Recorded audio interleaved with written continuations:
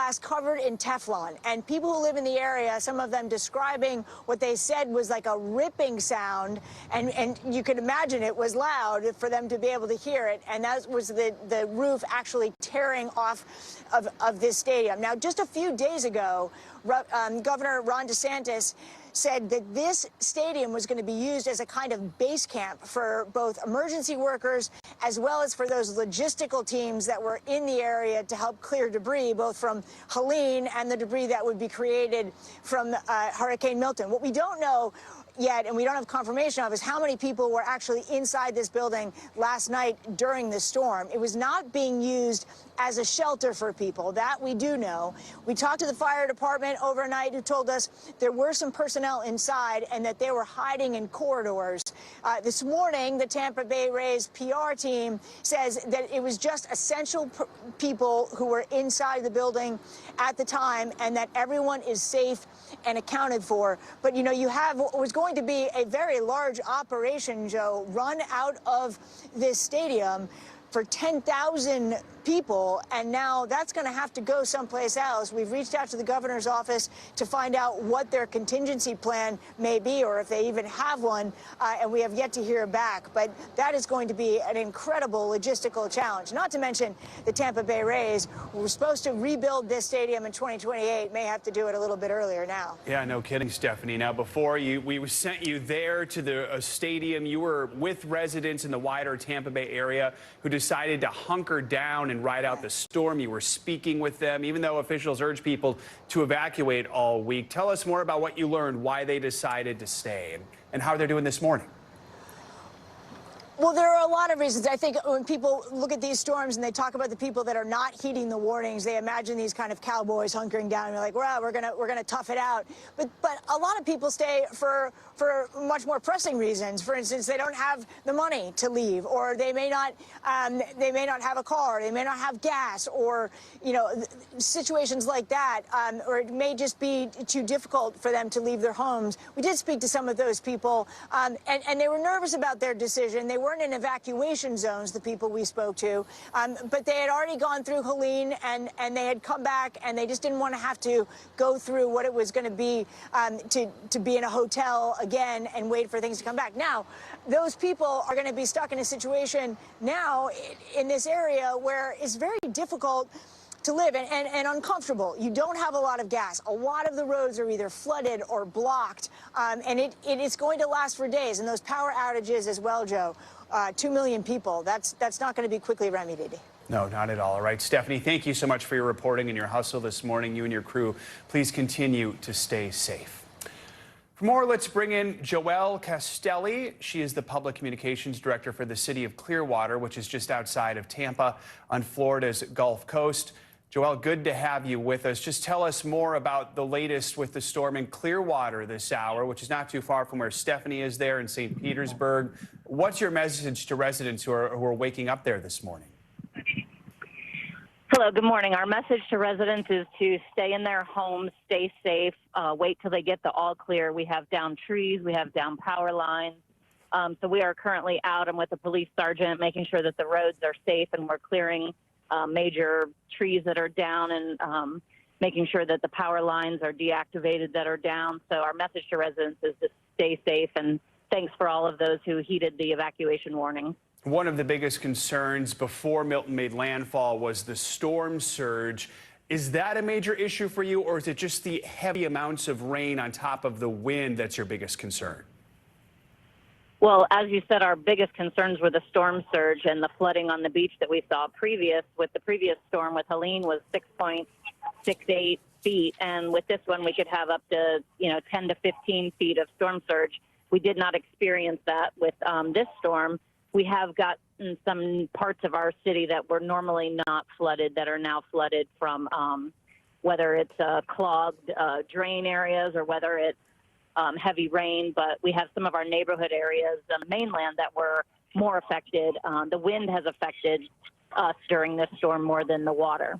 Have you had a number of emergency calls? Do you have police and fire out trying to rescue anyone who's stranded in some of those flooded areas? Oh, yeah, we have a low-lying apartment complex off of Drew Street that has a lot of water rescues right now. Some of that video is going to be on our social media pages. We have the high water vehicles out there, the Humvees, and the police and fire are out there doing rescues as we speak. At this point, have you heard of any injuries, fatalities, anything like that? At this point, I'm not aware of any injuries or fatalities. All right. I know Clearwater is going to be dealing with really the aftermath of two hurricanes now. Helene a couple weeks ago. Now you have Milton. Just what are the next few days going to look like for residents with recovery from not one, but two storms? Yeah, the main issue for residents is first getting out. They're going to want to know when they can leave. Second, it's going to be when is power restored, when are the bridges open back to the beach. Then they start to worry about debris and things getting picked up from their homes. And then it took us about 5 days to get through 1/5 of the city with one push route to get through all of the debris. So it takes us about a month to get through the entire city picking up the debris. When it comes to the power, I know it's early. Do you have an idea of how quickly you hope to get power restored in the area? That's for Duke Energy to comment on, but it'll usually take a couple weeks. All right, Joelle Castelli with the City of Clearwater. Thank you for updating us this morning. Continue to stay safe, all right? Thank you. All right, let's bring back meteorologist Angie Laspin for more on Hurricane Milton's latest path and just what we saw over the last 24 hours. Angie, good morning. Hi there, Joe. Good morning to you. From now through the rest of the morning, it's basically we're going to see some slow improvements. We'll see water recede. We'll see the rain end, and those strong winds will start to taper off as well, but not just yet. We have got a couple more hours where we can continue to see some of those impacts. It's a Category 1 hurricane that's offshore, well offshore now.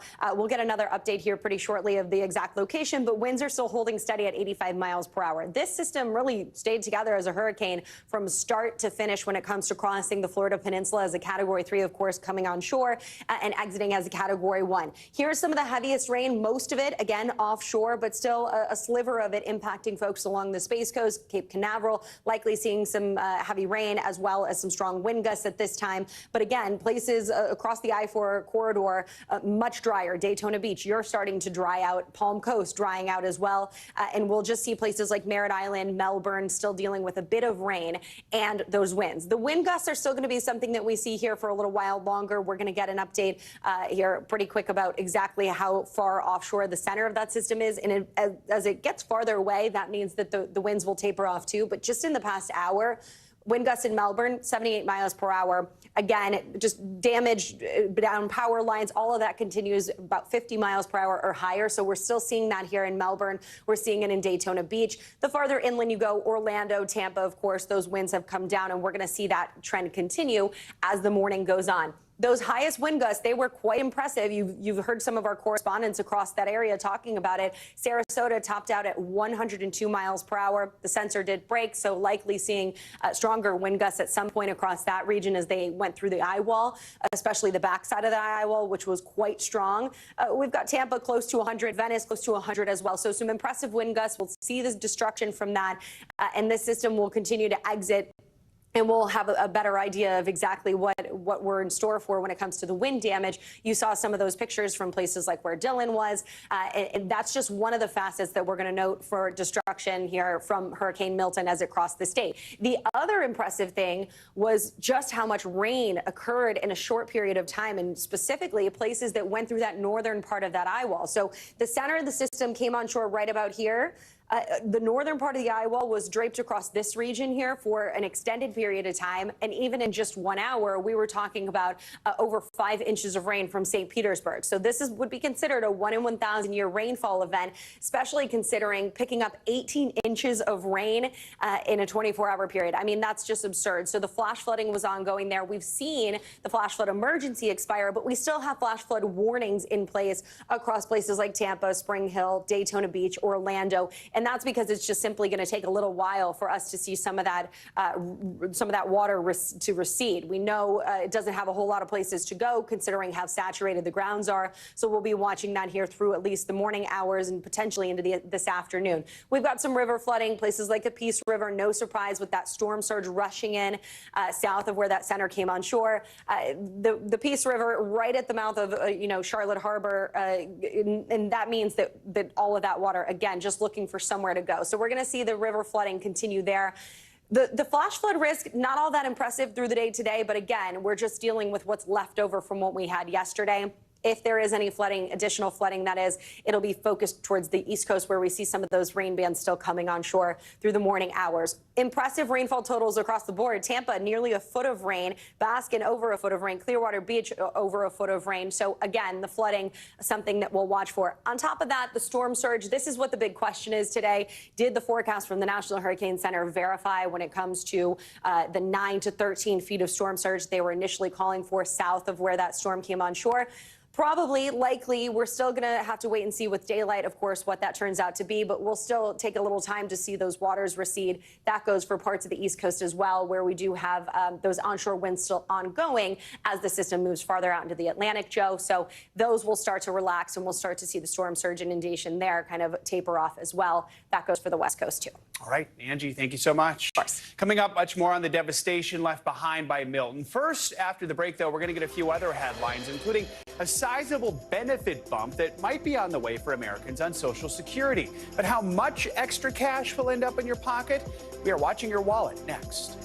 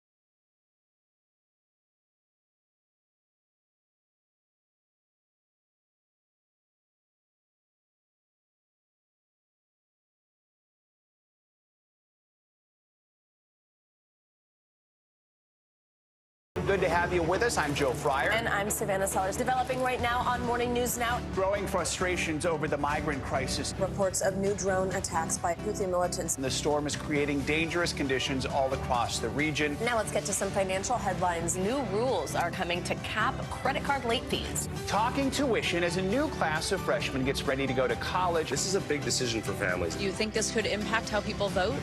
100%. Morning News Now, streaming weekdays at 7. Welcome back. Let's get to some financial headlines, including some life-changing news that could be on the way for people on Social Security. CNBC's Silvana Henao has that and some other money news. Silvana, good morning. Hey, Joe, good morning to you. Yeah, so more than 70 million Social Security recipients will learn today how big a cost of living increase they'll add to their benefits next year. The COLA is determined by the September Consumer Price Index, which marks the end of the fiscal year. Now, analysts predict the increase will be about 2.5% for 2025. That's smaller than the previous 2 years, and that reflects easing inflation in this past year. Now, the average Social Security benefit is about $1,900 a month. AARP estimates a 2.5% COLA would raise that by roughly $50 a month. Tesla is unveiling try to make it over the Matlacha Bridge. For now, I'm on Pine Island Road. Kennedy Mason, back to you. All right, thanks so much, Kennedy. And Alan and I were just talking about that. Those look like the same trucks that had been stationed at Bell Tower. Yeah. And interestingly enough, the town of Fort Myers Beach just sent out a Facebook post saying that Governor DeSantis, of course, had deployed the National Guard ahead of Hurricane Milton, and they're seeing some of the National Guard members down there on Fort Myers Beach. So I would bet that that's also who Kennedy just saw going across to Pine Island and Matlacha. So no matter where you are this morning, again, we cannot emphasize this enough. Please stay out of the floodwaters. You have no idea what's in there. Don't even wade in them. And here's a good reason why. You have no idea what you're going to encounter. Oh, that was a big alligator just bit our tire. Yeah, I don't know if you could hear that. That gator, it came up out of nowhere, tried to take a bite out of someone's tire. This was in Riverbend in North Fort Myers. So again, you don't know if it's critters like that, or if it's debris, or if it's possible, toxic chemicals. So please stay out of the floodwaters. There's more coverage of Hurricane Milton when we return.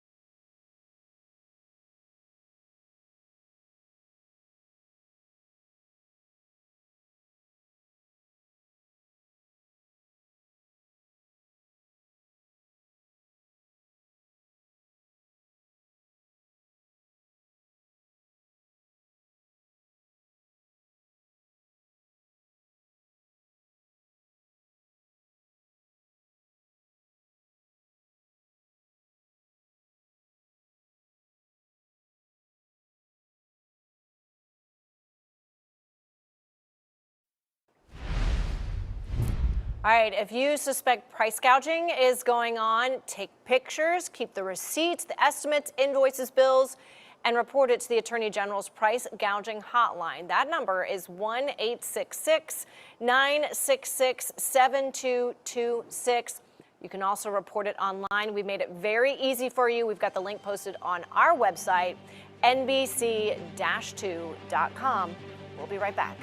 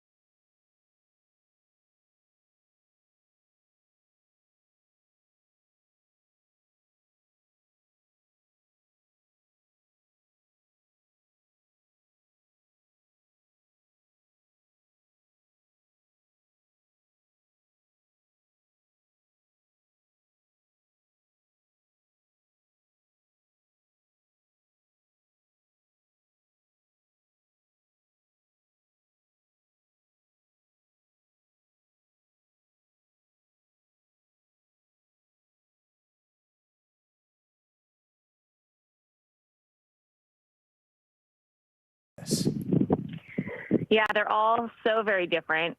Even animals of the same species, they all have their own personalities.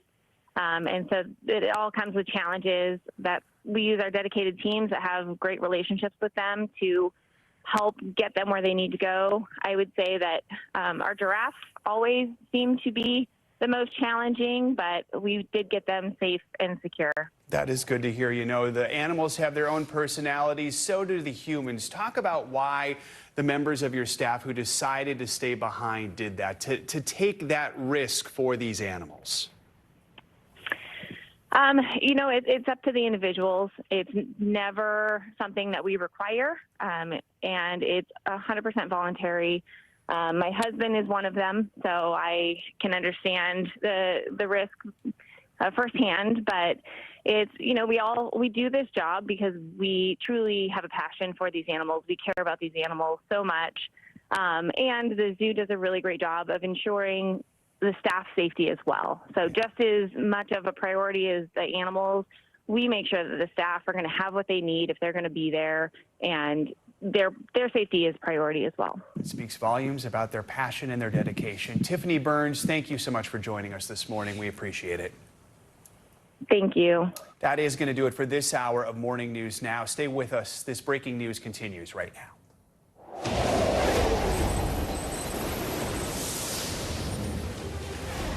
Top of the hour, I'm Joe Fryer. Savannah is off today. We are tracking Milton's latest moves this morning. It is now tearing up Florida's east coast as a weakening but still dangerous Category 1 hurricane. The massive system roared ashore last night as a Category 3 storm, dousing the state's Gulf Coast and spawning more than a dozen tornadoes yesterday. This morning, we know that 4 people in St. Lucie County on Florida's Atlantic coast have died as a result of those tornadoes. And take a look at this. The roof of Tropicana Field, that's where the Tampa Bay Rays play, almost completely ripped to shreds. The wrath of Milton felt in real time by our own Tom Yamas last night. Watch this. The situation here in Sarasota is starting to turn dire. At first we had, okay, we're gonna go, we gotta go. In Washington, President Biden offering these powerful words to Floridians still stuck in the path of destruction.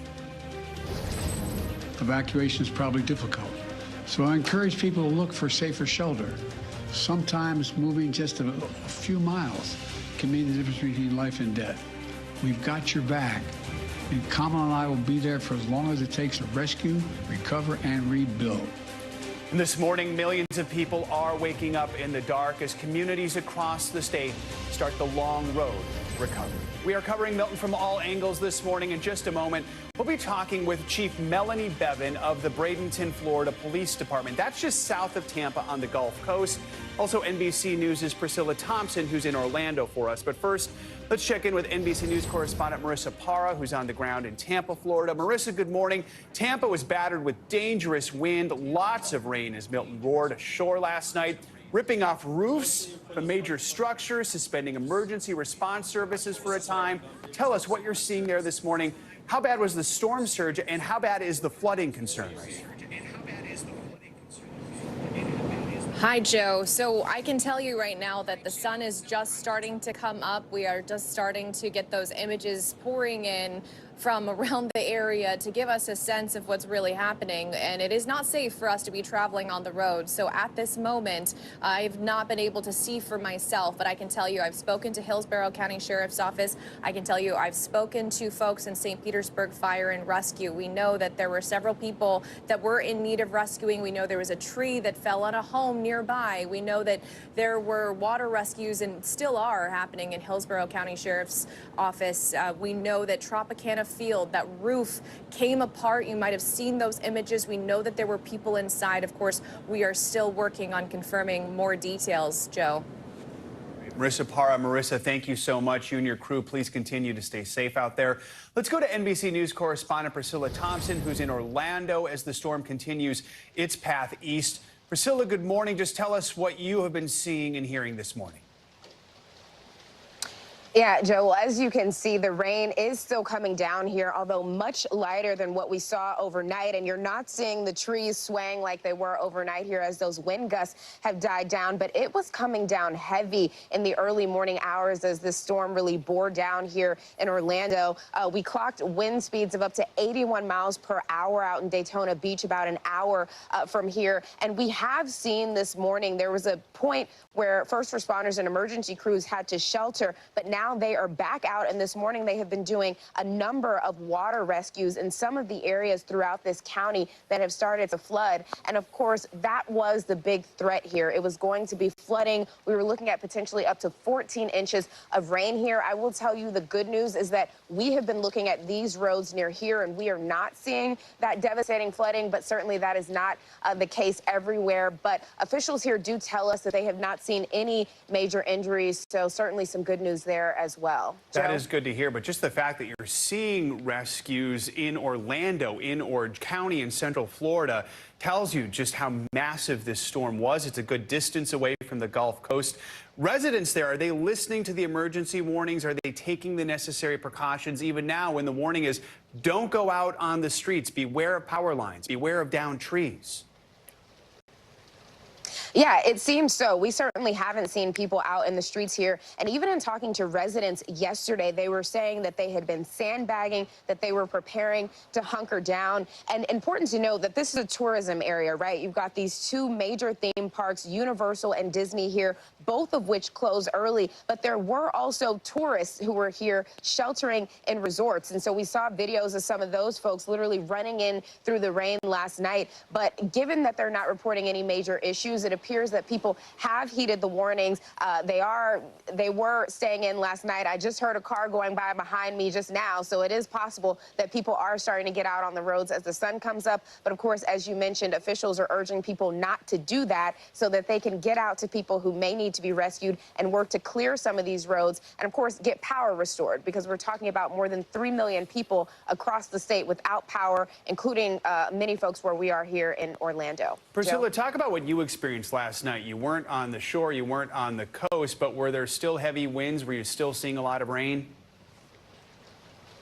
Yeah, so we were up until about 10 o'clock last night, and that is when the rain was starting to come down heavier. We were feeling the winds picking up, and there was a loud crack of thunder, and then the power went out before the bulk of this storm even moved through. I will tell you, it wasn't the type of situation where I was not able to get a couple of hours of sleep last night because of how loud things were, but certainly when we got up this morning, you could hear the wind still whistling a little bit, even as that storm was moving away from us. So it was an intense situation, but it appears that people here, for the most part, have remained safe. There was a flood watch in effect here until about 4:30 in the morning, or flood warning. That is now a flood watch. So it appears that we're in the clear, but not totally out of the dark just yet, especially with that flooding, which we knew was going to be potentially the big and potentially deadly issue here. Yeah, and across Florida right now, more than 3 million people are without power, including many where you are right now. Do we have a sense of how quickly they hope to restore power, and what are some of the measures in place in the meantime for people who need power for various reasons, whether it's hospitals or other areas? Yeah, that is always the big question. When is power going to be restored and things like that? The good news is it seems like a lot of folks in the area where we are have generators. Even the hotel we're staying at has been able to keep the lights on in the hallways and keep a kitchen running here. And we know that throughout the state they brought in more than 1,000 generators, 700,000 liters of water. And there are also thousands of linemen who are already in the state ready to get out and begin restoring that power as soon as it is safe to do so. But of course, one of the things that's going to be key here is allowing those crews to get on the roads, to clear the debris, to begin assessing the damage, all of that. And they cannot do that if there are a ton of people on the roads looking to survey the damage for themselves. So a word to the wise for those folks like us who are without power, who are looking to get those kind of things restored. It is probably going to be most helpful if you focus on staying at home and not being on the road, so that the people who need to get out and do that work can do that. Joe? All right, some good advice there. Priscilla, thank you so much. Bradenton, Florida is just south of Tampa. Police Chief Melanie Bevan joins us now with more on what her department is experiencing in the wake of Milton. I can see you are out and about right now. Tell me what you're seeing now that daylight has started to break in the area. Well, we actually started deploying officers when it was safe enough, when the winds dropped to about 40 miles an hour, maybe around 2 a.m. They got out there with chainsaws and straps and chains and started trying to get some of these trees out of the road to make it passable for some of our other first responders, people needing help. And we did that because of what's happening behind me. All of our warnings to stay home, give us a chance to make our roadways safe. Nobody's listening to. Well, some people are, but not the folks behind me. My word is if y'all can just give us a half a day to at least get some basic roadways clear, that'd be fantastic. Is incredible video we have. I'm going to show it to you.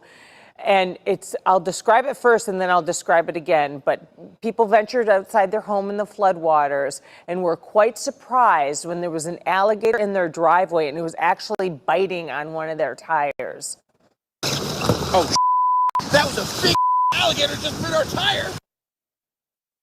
Okay, let's go ahead and show that again. It's a little hard to see because it's dark. But you can see on the side panel of the car, someone opens the door to their car, and there's an alligator right next to their car in the floodwaters with its mouth open, biting at their tire and at the door. Wow. Yeah, this is why you should stay out of the floodwaters at any time, but especially at night. Situation right now? Yeah, probably 70%. A lot of folks without power everywhere you go. You're hearing generators humming. That's another concern when you got people playing with generators and gas. I know that we have our first-in teams out. They're trying hard to start restoring power.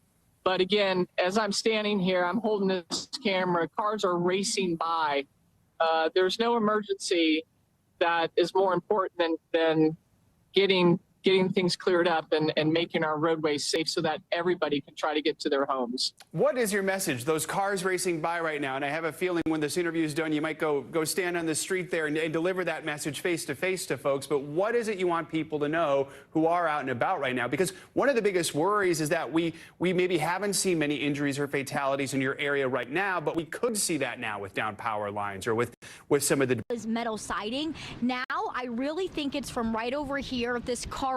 Several of these carports, their roofs of the metal are twisted on the ground. Some are right over here. If we can see, they have gotten tied up in this billboard sign. So that is, I think, the metal debris that we were talking about. Now, all of this damage is from last night around 6:30, but we are receiving new reports. There is some new damage at the Cocoa Beach Pier. Again, not from this tornado, but from this morning, because we've had extremely high winds ripping through this area.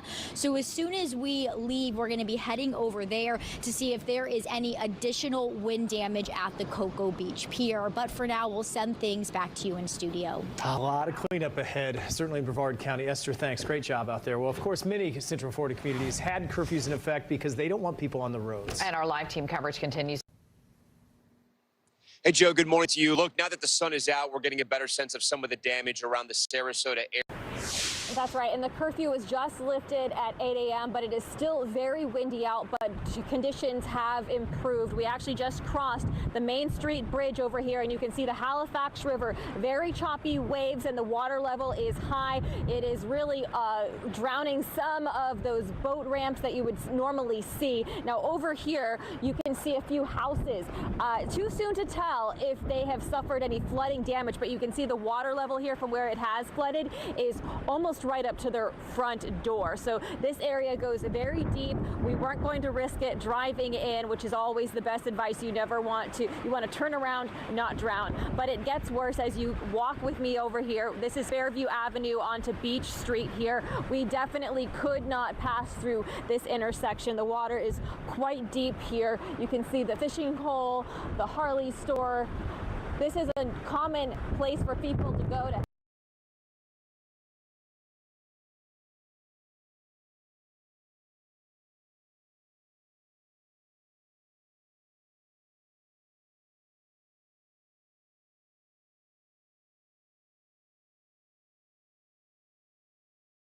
area. Unfortunately, we're going to have to turn around and try another route because this way we're not going to be able to get through.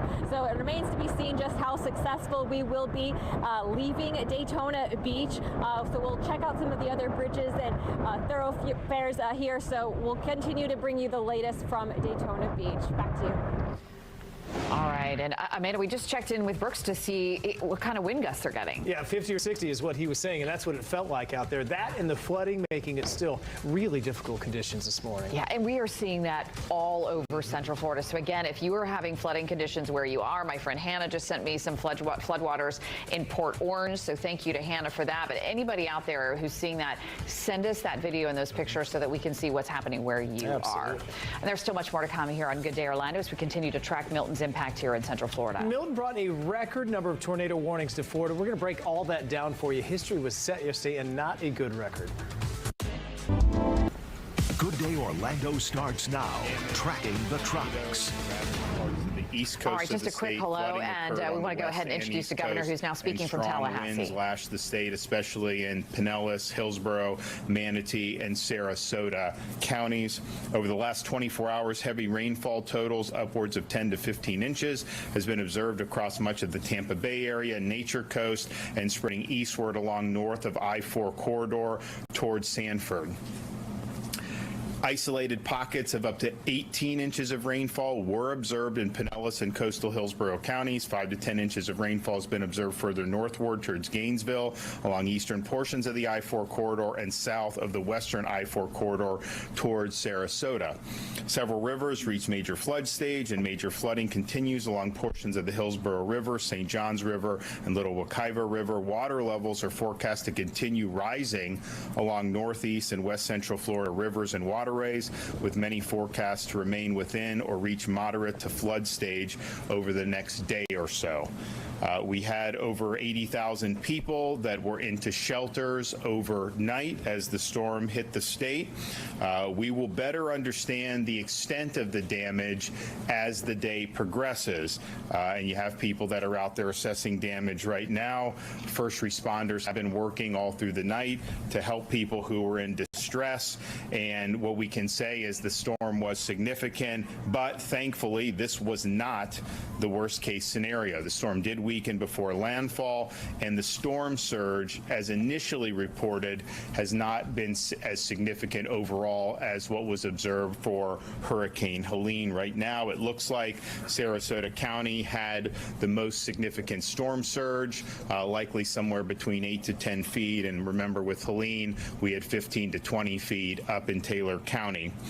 Rescue missions have been underway throughout the night. State search and rescue teams report at least 48 individuals have been rescued as of 0630. National Guard search and rescue teams have worked overnight and successfully executed rescues of families and pets on the West Coast and from the destruction of the tornadoes in the central and eastern parts of Florida. The Guard continues to work into the morning and have 31 rescue aircraft operational and hundreds of rescuers engaged in over 125 active missions in 26 different counties. Over 6,500 soldiers are deployed throughout the state. Florida Fish and Wildlife Commission has made land and water rescues in Pinellas, Hillsborough, and Pasco County. The State Guard has also been engaged in search and rescue, assisting with floodwater evacuations as well as damage assessments. There are currently 3.1 million accounts without power. There have been 635,000 restorations since Hurricane Milton hit Florida. The areas that have the most significant outages as of this morning are Hillsborough, 75% out, Hardy, 97% out, Manatee, 82% out, Pinellas, 68% out, and Sarasota, 75% out. Of course, there are 50,000 plus linemen that have been pre-staged. A lot of what they'll do this morning is likely assess the damage and then begin restoration operations very quickly. And we appreciate everybody that's in that fight because that's very important for a lot of people. Cut and toss have begun at first light by the Florida Department of Transportation. 328 crews are active in the field with over 350 pieces of heavy equipment and trucks. 150 bridge inspectors were dispatched at first light and have begun performing inspections to open bridges across the impact areas. As I put in my executive order, residents have a right to be back into their homes as soon as the roadways are deemed safe. In Tampa, the Gandy Bridge and Howard Franklin Bridge have been inspected, cleared, and are open, and inspections of the Sunshine Skyway Bridge are underway. There is debris on the Sunshine Skyway as well as the Courtney Campbell, but once that debris is clear, we anticipate those bridges opening later this morning. Other bridges are being opened as soon as the state inspections are completed. The Tampa Airport is repairing minimal damage and should be open no later than tomorrow. Seaports are awaiting Coast Guard channel surveys to reopen waterside, but as of now, our initial assessments is they will likely be able to resume operations very quickly. We still have a lot of school closures for today. I think Floridians should just keep in contact with their local officials about what that's going to be. I would imagine a lot of the schools that were not necessarily in the direct path of the storm will be open tomorrow. It may take a few more days for some of the places that were harder hit. Now, as you survey damage and clean up, please be cautious of hazards. We have post-storm fatalities almost every storm, and a lot of these fatalities are avoidable. So please be cautious of downed power lines. Don't touch them. Don't remove tree debris that may be entangled with downed power lines. Standing water can conceal downed power lines and other hazards, so please be mindful and never walk through storm waters. Standing storm waters can also carry a bacteria that can lead to fatal infections. This type of infection was responsible for a fatality following Hurricane Helene, so please avoid wading through standing water. Please use proper ladder safety. Please use proper generator safety. Do not operate the generator inside your home. It must be outside, a safe distance from doors and windows. Visit Florida's emergency accommodation modules on Expedia and Priceline will remain available for those who are returning to their homes which were evacuated during the storm and sustained damage or in need of other type of shelter. So these models will continue to provide real-time hotel availability and lodging resources, making the experience easier for users. If traffic lights are out in your area, please drive with caution and treat each light as you would a four-way stop. And also remember, if you're going to use a chainsaw, be very careful with that. We have mishaps on that after every storm. We are extending the Hope Florida line for another 2 weeks at 24 hours, 7 days a week. So if you need assistance or resources post-storm, you can call 1-833-GET-HOPE, 1-833-GET-HOPE. Hope Florida's disaster arm, Activate Hope, is a program designed to help people find help following a disaster such as a hurricane. So you can call the Hope line. You can also visit the Hope bus, which will be in some of these areas very soon, and there'll be announcements about that. Florida Commerce and the State Emergency Response Team activated the Business Damage Assessment Survey in response to Hurricane Milton. Business owners can self-report physical and economic damage caused by the storm. Businesses can complete the survey online at floridadisaster.biz, floridadisaster.biz. Florida Commerce has also activated the Small Business Emergency Bridge Loan Program. We have $50 million available to Florida small businesses, and it's zero interest loan, very flexible repayment options. You can apply for loans of up to $50,000 through the program. Loans of up to $100,000 are available for agriculture and aquaculture small businesses, and loans of $150,000 are available for citrus and cattle operations. Again, these are short-term zero-interest loan. You get the cash in your hand.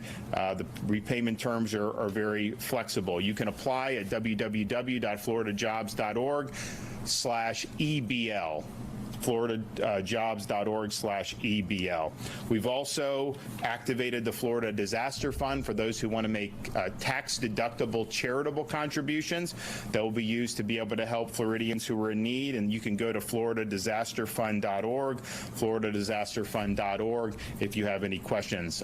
We're going to continue to support all remaining rescue missions that are underway and that may be needed in the near future. We'll also continue to assess the damage that was done from the storm. We also anticipate that because of the amount of water, you may see flooding happen not just now, but in the subsequent days.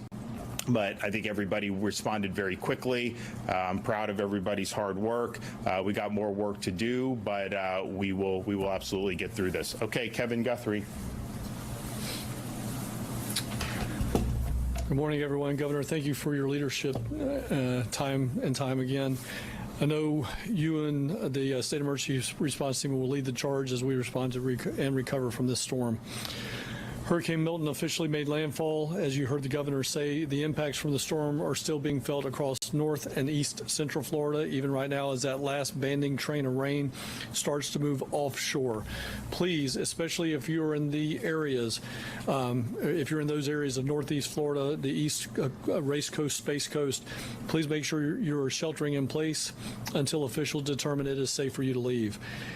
In the first 72 hours after a storm, there is a parallel effort to search, secure, and stabilize the area. As search and rescue missions continue in response to Milton, please do not go out and visit the impacted areas. You will be inhibiting first responders by doing so. Right now, we need those roadways clear for electrical crews, fire crews, EMS crews, urban search and rescue crews. We have 20-something urban search and rescue teams that will move into the area and do a door-by-door search. Even though, as you heard the governor say, this was not the worst-case scenario, we still had damage. And we're going to need to get out there and go door-to-door and make sure that everyone is okay. So please stay off the road. Listen to your local authorities for updates on when it is safe to go outside and when it is safe for you to return to your homes. I know a lot of people evacuated, and we appreciate that. Do not be in a hurry. Check in with your local emergency management agency or local sheriff's offices to see if they're posting anything on if it's safe to return home. Please make sure you do that. Again, as the governor said, we're going to open up roads and bridges so that you can do so, but there may be extenuating circumstances in the neighborhood level. So please make sure you're checking before you come back home. Major flooding continues along the Hillsborough, St. Johns, and Little Wekiva rivers. I want to take just a moment and just talk about there is going to be another phase to this particular incident, and that is very similar to Hurricane Ian. We have a lot of rain that has fallen over the central portion of Florida. The St. Johns River basin that comes down into Seminole County, Brevard, portions of Brevard, portions of Volusia County, and on up the St. Johns River. Those headwaters have experienced a lot of rainfall. That river takes about 45 days to completely flush itself out to the Atlantic Ocean. So what we're going to be seeing first is impacts down in the Seminole County and surrounding county area, and then you'll see that move up into Palatka, Weelacka, and then on up into St. Johns, Flagler, Clay, Duval counties. So that's going to be a long-term effort when it comes to making sure that people are monitoring the situation on the St. Johns River, as well as the ones that I mentioned, Hillsborough and the Little Wekiva. Some roadways are flooded, which is not a safe situation for anyone. Please do not attempt to walk or drive through floodwaters. Accidents due to floodwaters are 100% preventable. All you got to do is turn around. If you're sheltered in place or when you return to your home and you're looking at the damages around your home right now, do one thing for us. Take out your phone, take some pictures. Inside and outside, all four sides of the house, every room inside the house. What are things that you should be documenting? Make sure you're documenting just the physical damages, but then also, since this was a flooding event, we want to make sure that you capture those what we call high water marks on your home. Do that inside and outside. For a point of reference, when you're on the outside of the home, make sure you get like the doorknob of the outdoor house. That'll give us a reference, a point of reference on how high that water got. If you're on the inside, make sure you have like an electrical socket or a light switch or, again, a door handle on the inside of your home in the picture so that we can get some type of reference as to how high that water is coming. If you're beginning the cleanup process, please ensure you're wearing the appropriate safety gear. Do not attempt to clean up hazardous debris or down power lines, as the governor has said. Report all of that to your local authorities. Do not cut any lines. Again, we do not need Florida man and Florida woman out there cutting random lines as they go. You don't know what is a cable line, you don't know what is an electrical line, and probably more importantly these days is you don't know what is a fiber optic line. Most of our 911 lines run across fiber optic. We do not want anybody cutting lines. Let the professionals come in here and identify what it is before it's cut. Remember, again, some roads are still dangerous due to flooding, debris, and potential downlines. Do not risk it. Let our crews get out there and get everything back up and running. For assistance after the storm, call State Assistance Information Line. Again, that's information only, 1-800-342-3557. Help is available in English, Spanish, and Haitian Creole. FloridaDisaster.org/updates for information on the web. And then, of course, follow us at FLSERT on X and Instagram, and Facebook at FDEM. That is the most trusted and fastest source that we have. We have several people helping us out on posting on social media, so that is going to be the best place and the fastest place to get stuff from us. Thank you, Governor DeSantis, again, as together we will overcome this storm. Okay. Roger. Good morning, ladies and gentlemen, and thank you, Governor DeSantis, for reestablishing and resourcing this state guard so we can deliver critical emergency response capabilities right to the point of need. Working alongside Director Guthrie's, General Haas, and Director Young's and the rest of his state agencies, personnel moving rapidly in order to save lives, rescue our citizens, and minimize human suffering. Throughout the night and this morning, our Special Missions Unit with search and rescue, K-9, paramedic, and swiftwater rescue teams moved throughout the most severely impacted areas between Pasco and Sarasota counties, working with local authorities to provide on-water and overland search and rescue and route assessment capabilities. Our maritime unit is also engaged with FWC with 10 boat teams and high water vehicle teams in order to expand the capacity of the local county's abilities to conduct waterborne reconnaissance and search and rescue operations. Our aviation unit with Black Hawks and drones with live stream and 3D map rendering capabilities will be conducting air operations today in coastal and inland community areas in order to enable those local authorities to paint the picture and focus their resources. Ladies and gentlemen, we are laser focused on search and rescue operations today.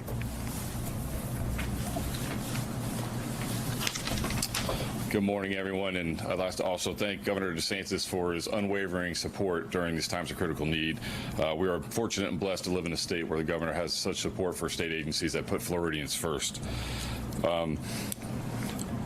I want to also thank DEM Director Kevin Guthrie for his outstanding leadership and support, and his DEM team for their coordination and communication with all state agencies, making us the leading leaders in the nation for emergency response. We're privileged and honored to be a part of that team.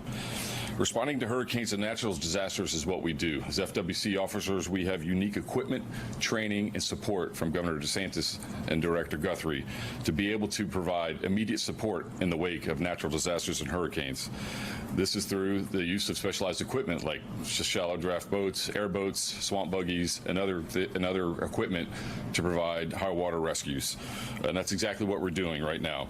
We have deployed 135 officers teamed up with the Florida State Guard, the Division of Finance Services CUT teams, Florida Ag Law, the Florida National Guard, and the Miccosukee Tribe Law Enforcement, and local sheriff's offices up and down the coast and across the state to provide search and rescue efforts to those in greatest need. Teams with these specialized equipment for search and rescue across the state are hard at work right now. Our search and rescue efforts are ongoing, and so far this morning we've reported over 42 rescues in several counties. In Pinellas County, we've had so far 7 land rescues, 3 water rescues, several welfare checks. There were 2 arrested for looting for battery on LEO with our teams in the Pinellas County Sheriff's Office, and 21 rescued from an apartment building. These rescues started yesterday in the wake of the tornadoes. We had 7 local FWC officers respond to a tornado event where they rescued 6 and evacuated 4, or evacuated by 4x4 vehicles, and also conducted 30 welfare checks. In Pasco County, operations are ongoing, responding to multiple intersections, clearing trees and debris, allowing emergency vehicles to access storm-damaged areas, and responding to calls for service. In Hillsborough County, there are several people assisted from a vehicle in a ditch, 1 pulled from a flooded vehicle, 3 individuals removed from a flooded apartment, and then there was another 100 evacuated at an assisted living facility, and another 20 evacuated from a senior list facility in Tampa. So again, these efforts are ongoing. They're ongoing across the state. Like Director Guthrie said, there is going to be flooding events across the state in central and northern Florida. So please be aware, if you're in a flood-prone area, be aware of this. Our teams will be able to respond and alert all through the state throughout this time. So again, I want to thank Governor DeSantis for his leadership and support, and FWC is here to work with our partners to make sure that the Floridians are safe during this event. Thank you.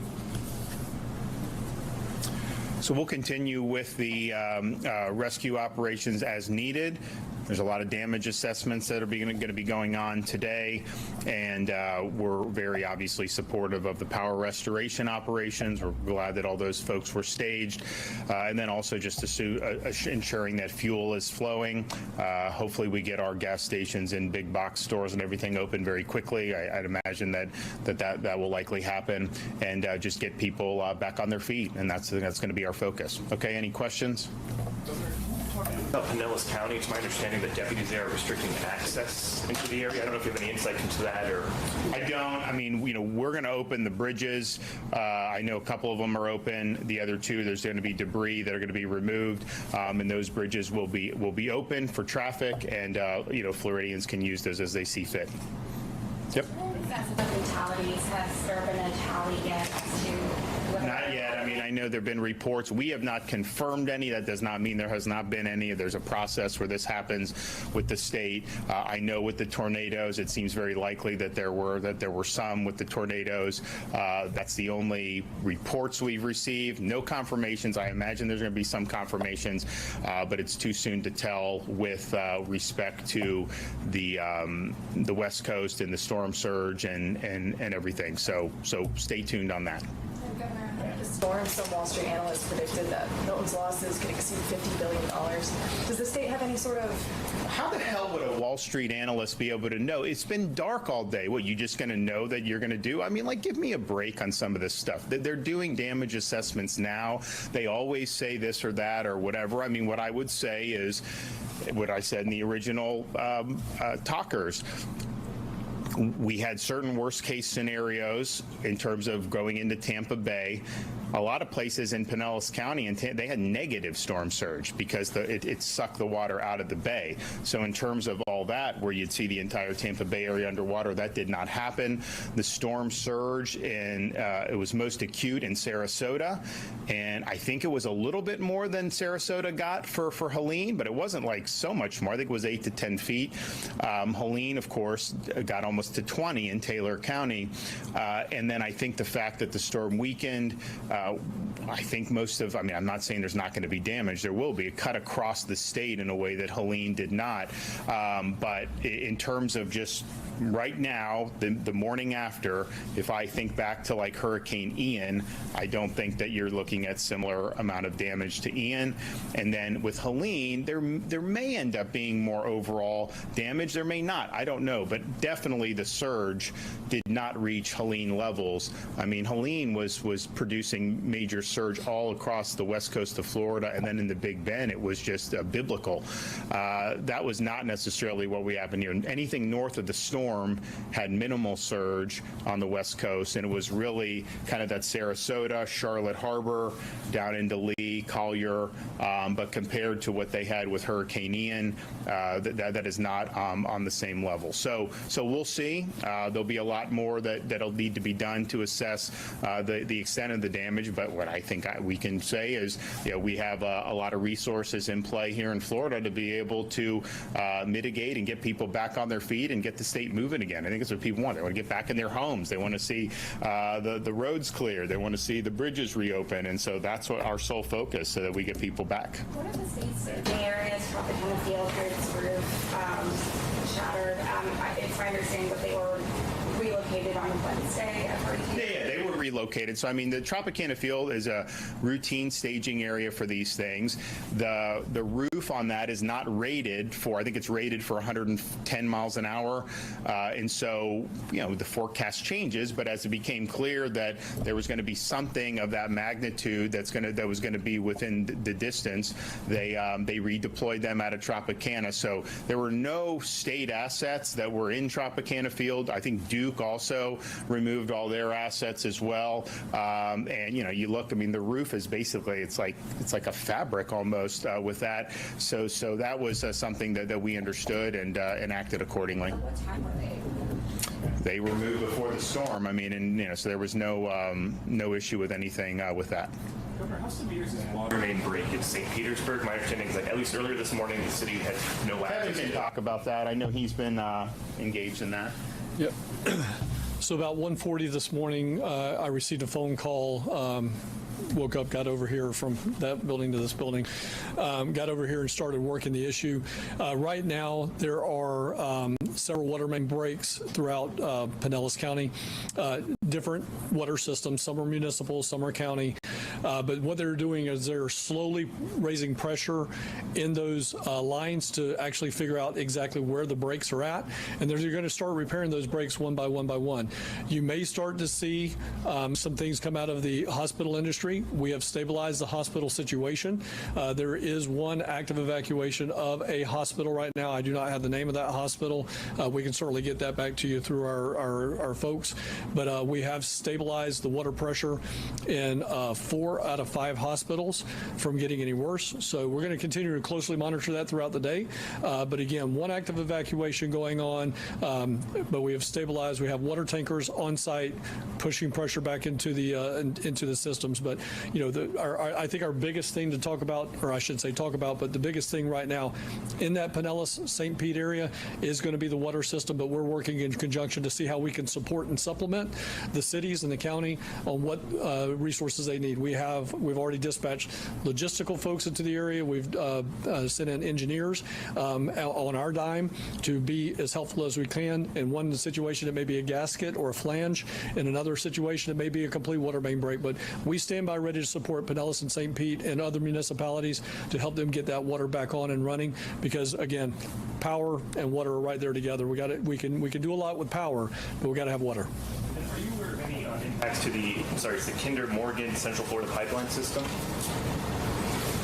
Jason, I don't have anything on that particular pipeline system, but I'll find out what I can offline, and we'll close the loop back with you guys. All right.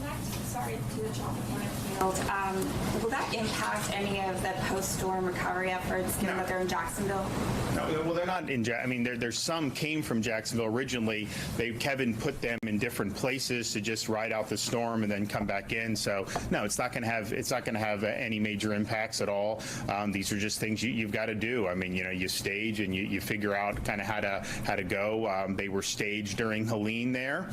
And it worked well. When the forecast said that it may not make it through with the roof, then they adjusted accordingly. But they're in the fight, and they'll continue to do it. Okay, thanks.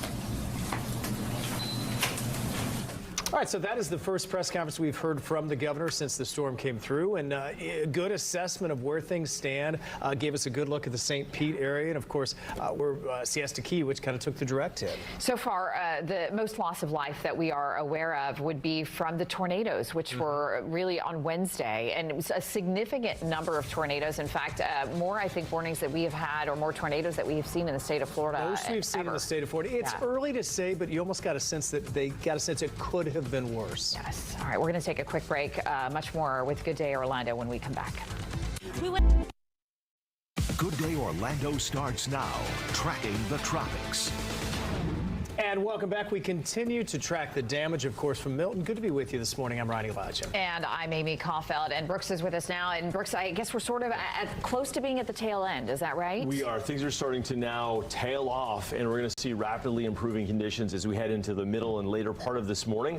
And eventually the sun's going to come out this afternoon. That is great news. It's going to be nice. It is. It's good news. But I think what's going to happen, right, is everybody's going to venture out. And this is when we're going to have to start picking up the pieces. Right. And be careful because, Ryan was showing me in a couple of neighborhoods in Sanford, there's the big tall pine trees blown over on roads. So if you come around a familiar corner, you might come upon a tree. So Amy and I probably had a dozen images sent to us of trees that have fallen in neighborhoods or flooded roadways in different counties. Right, we've seen flooded roadways in flooded neighborhoods where the neighborhoods are kind of lower and the homes are built up. In New Smyrna Beach for a couple of neighborhoods, also some in Orange County. Most of them along little rivers like Little Econ, Wekiva, where we've had anywhere between 9 and 14 inches of rain in the last hours. The forecast was up to 18 inches. We did not see that. Fortunately, the storm was moving fast enough where that did not materialize, but still, that's a lot of rain. So it's super soaker out there. Everything's saturated. There's big puddles everywhere. Just be careful. Live view from Lake Mary, still breezy. This is our tower cam, but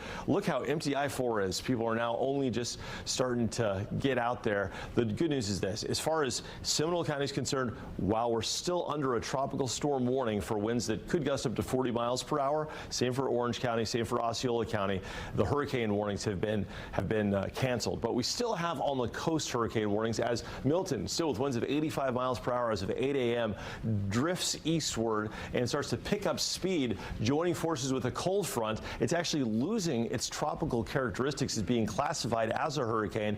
And then the next day or so, it may just become an area of low pressure with a cold front and a warm front. That said, still hurricane force gusts possible coastal Fallujah and Brevard counties, and also some of the barrier islands as you get down toward Port St. Lucie, the orange indicating the tropical storm warning.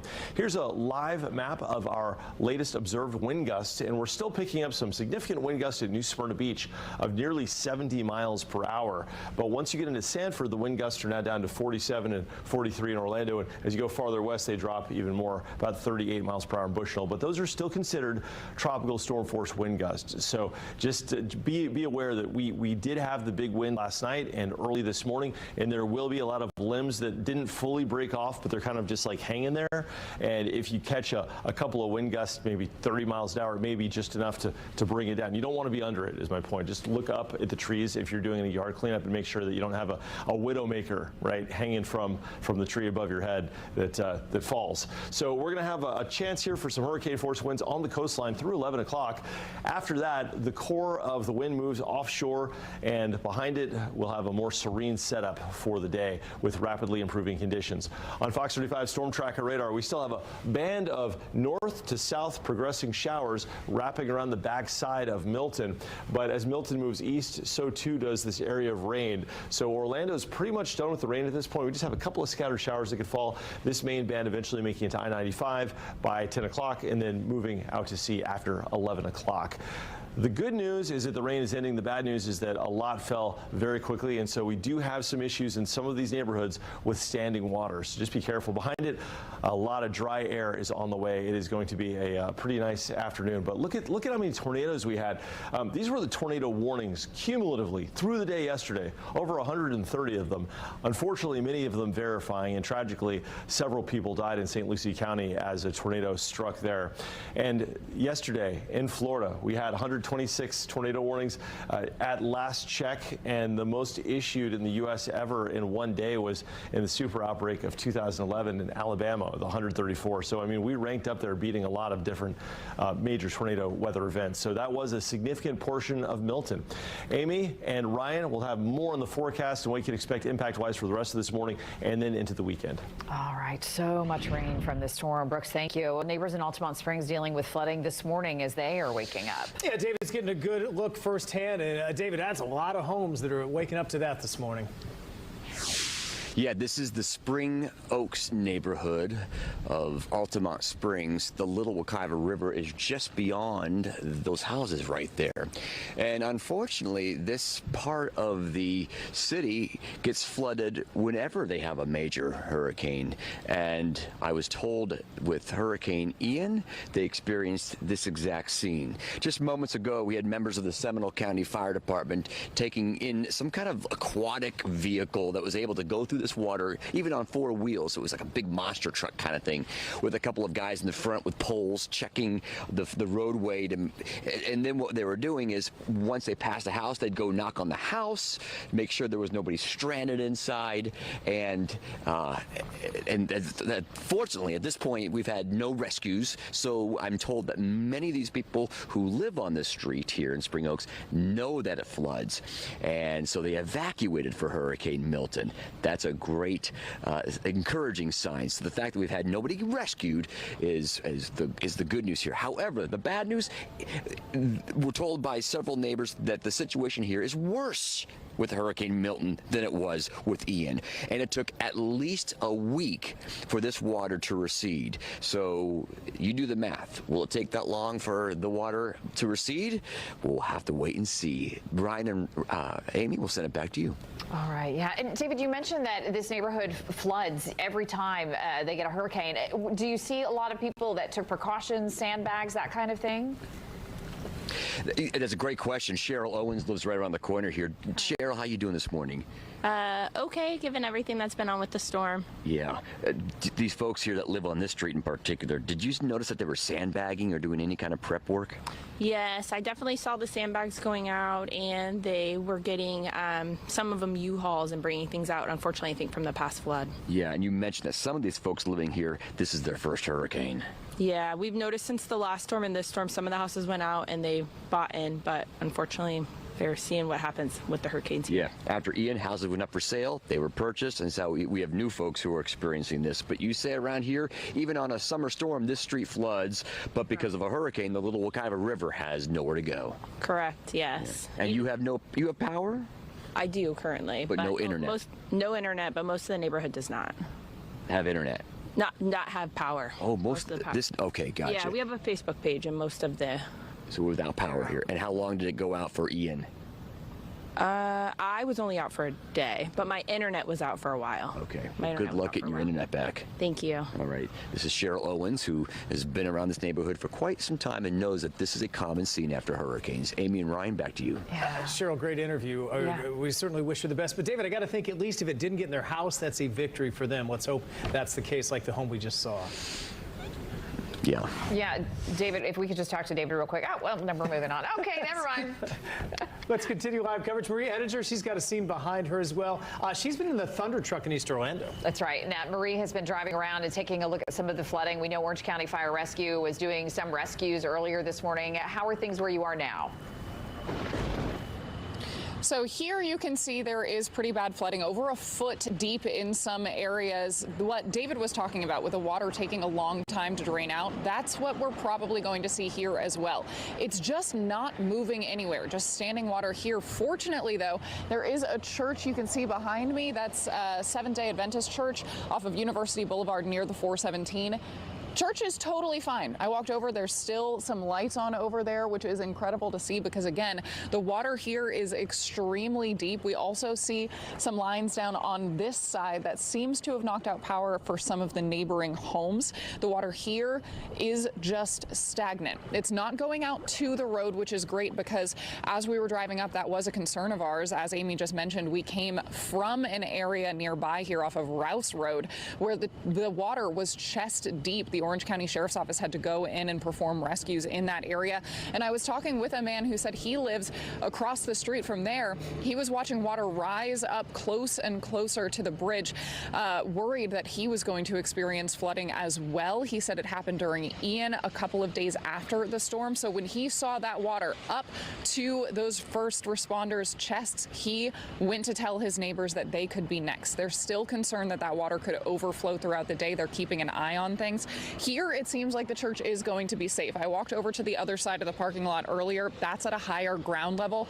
And interestingly, on the other side, there is a retention pond area there that seems to be taking in water as well. So the building is okay as far as access goes. I don't think they'll be able to drive in for quite a while. We're going to be driving around in the Thunder truck, which can access some more areas. It's a higher vehicle, heavier vehicle, so we can access some flooded streets like this one, and we'll be keeping you updated throughout the day. Live in Orange County, Marie Edinger, Fox 35 News. Marie, thanks. Great job. Yeah, that 9,000-pound vehicle did us very well in the storms yesterday, for sure. Let's continue the team coverage. Esther Bauer, she's kind of ground zero where we saw a lot of the tornadoes in Cocoa Beach. And she's joining us right now. She is near the pier that also appears to have had some damage. Yes, we had early reports this morning of the pier taking some damage. Take a look at what we're seeing. The wind's picking up a little bit, so maybe you can see, but right over here, right on top of where people did board up their windows trying to protect their business, looks like part of that roof ripped off, and it's right over here on the sand. So we have this large piece of what looks to be part of a business roof from the Cocoa Beach pier just scattered here along the sand. It is longer than the lifeguard tower that is still standing. That is not the only debris from the roof from Cocoa Beach Pier that we're seeing. I've been mentioning some pieces of metal debris. We saw that over near A1A. We have another piece of metal debris, which I'm assuming is from that roof, that's also here. And then this large piece of metal is here in the sand.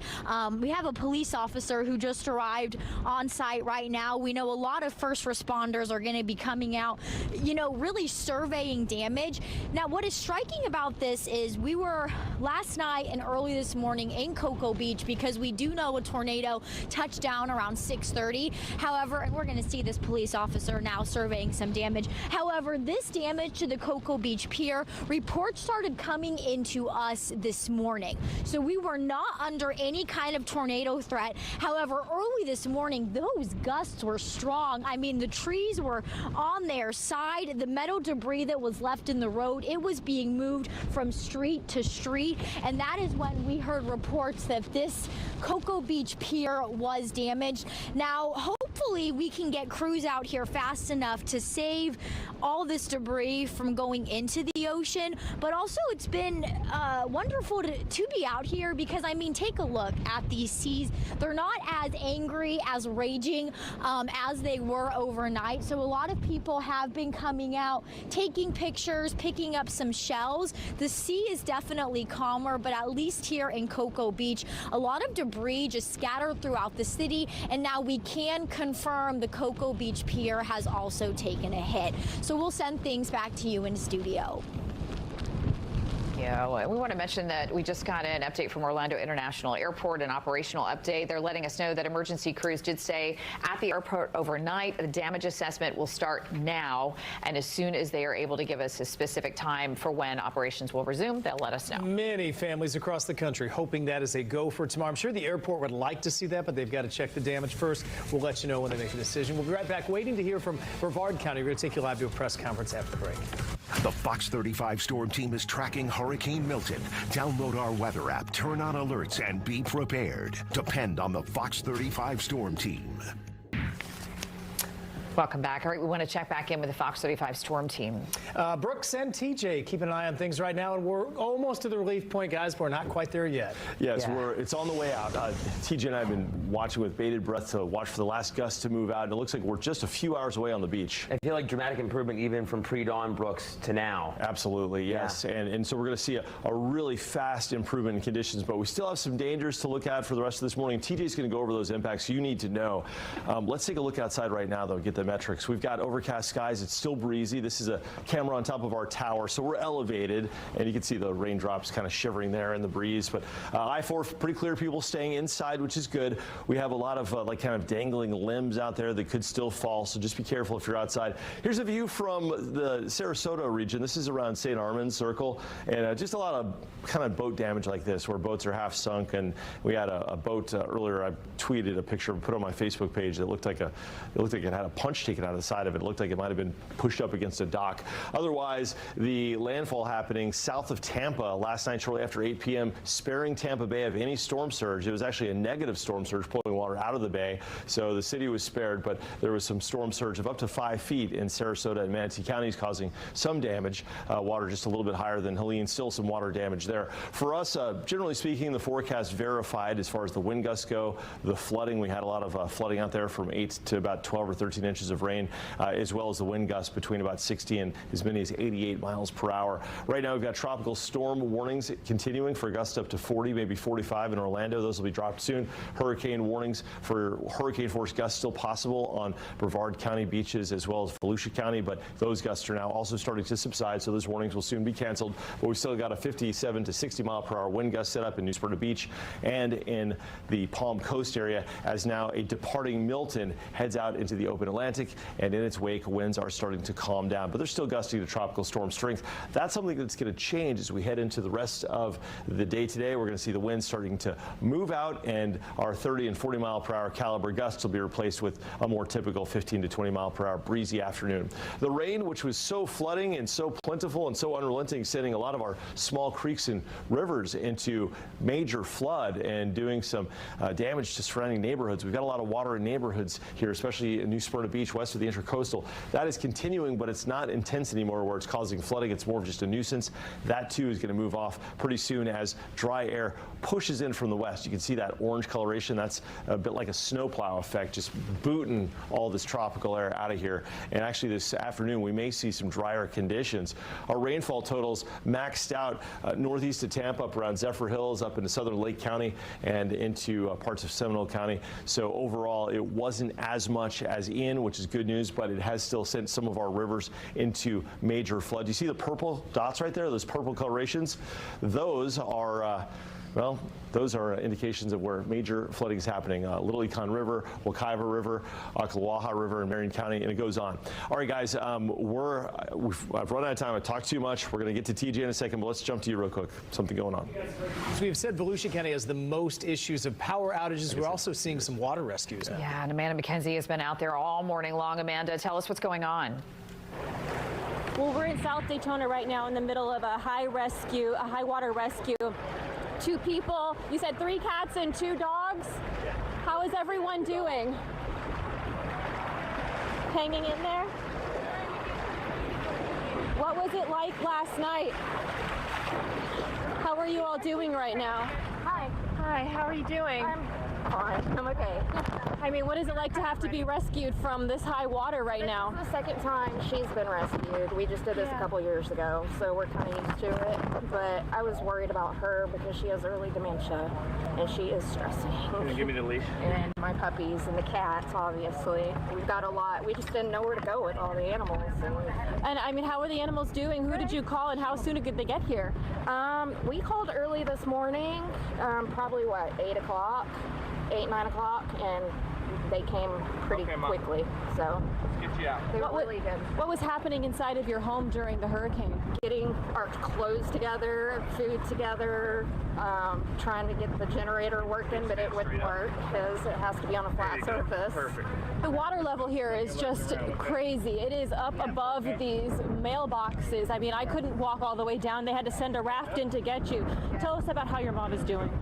She's stressed. I don't know if you know anything about dementia, but they overly stressed. She was up 4 times last night, waking me up. She's just very stressed out.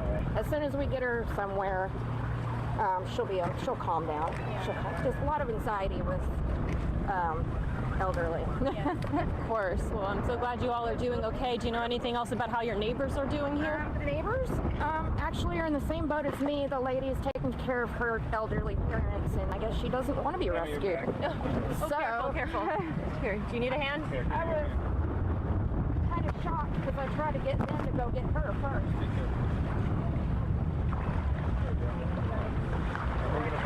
And what are those must-have items that you had to grab in an emergency like this? My brace, my medication, a couple pairs of clothes, my chargers, my phone, and that was basically it. That is all. a little thing of dog food. It looks like they're still going to be here trying to rescue folks. Oh yeah, there's a lot of people on the block. Oh my still. gosh. But we just went through this a couple years ago, so everybody's used to it and set up for it already. So it was a loud night last night, a lot of wind, a lot of rain. I heard a lot of booming, like it sounded like gunshots, but obviously it was not gunshots.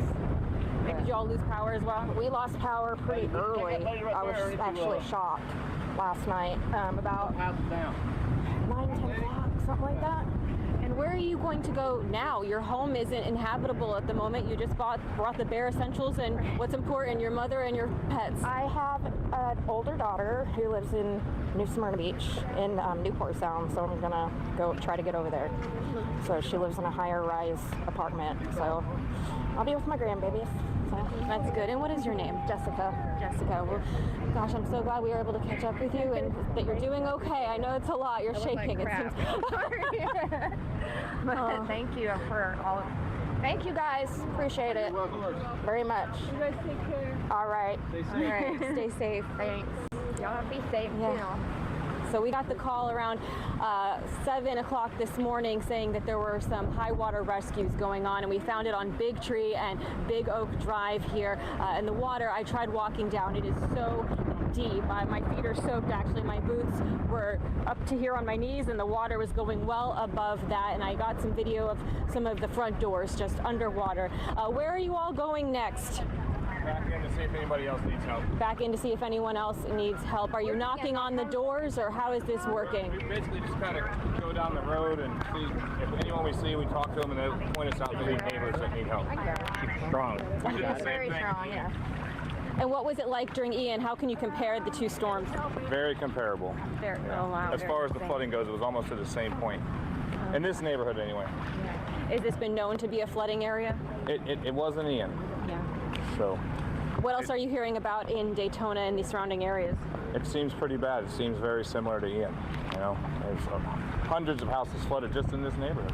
Oh my goodness. I mean, you can see from here, every house on this street on the left side is flooded. And you can tell that there's a higher elevation to the right versus the left. Of the homes on the left. Once you take a right on Bennett, it gets worse again, and it's kind of hit and miss. So our plan is just to kind of go as far as we can, pending any other higher priority calls, and just get the people out that want help. Sometimes people don't want it; they just want to stay. You know, so it's up to them. Are these homes even going to be salvageable? Absolutely, eventually. It just takes a lot of work. All right, well, thank you so much for everything you do, and I know you have a lot of work ahead of you during the aftermath of Hurricane Milton. Yeah, you said it. All right, thank you so much again. So appreciative for what you do. We will send it back to you in the studio. We're going to gather some more information here from the scene. All right. I mean, I just can't imagine. Obviously now those folks, even if their house was spared, they have all that water. They can't leave their homes. I mean, and I guess if there's anybody's guess how long before the water recedes and they can actually leave. That is anyone's guess. Do you all remember how long it took for the water to recede after Ian? In this neighborhood, it was a couple of days, but it's a couple of days in this neighborhood. Goes down, hour by hour. It can gradually go down hour by hour, but it might take a few days. So, gosh, they've got quite a journey ahead of them in the aftermath of Hurricane Milton. Maybe good news. Member Brooks talked about better looking weekend.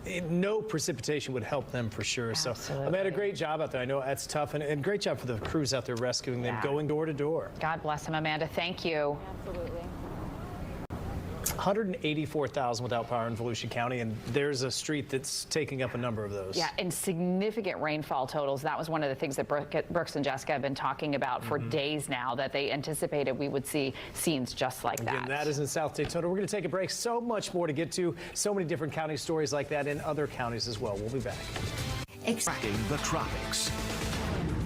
And we are finally on the tail end of Milton. Hallelujah. We have almost made it through. Great to have you with us, everybody. I'm Amy Kaufeld. I'm Ryan Elijah. It is great to be there as well. And interesting as we bring in, of course, Ian and TJ and Brooks as well. Let's talk about the comparison you just made to Ian. I mean, all these storms are different, but, what happens the next 24 hours can make a big difference to those people. Yeah, of course, Ian was known for the incredible flooding. And with this system, while Ian dropped 17 to 20 inches of rain, this one dropped more like on the top end 12 12 or 13 inches of rain.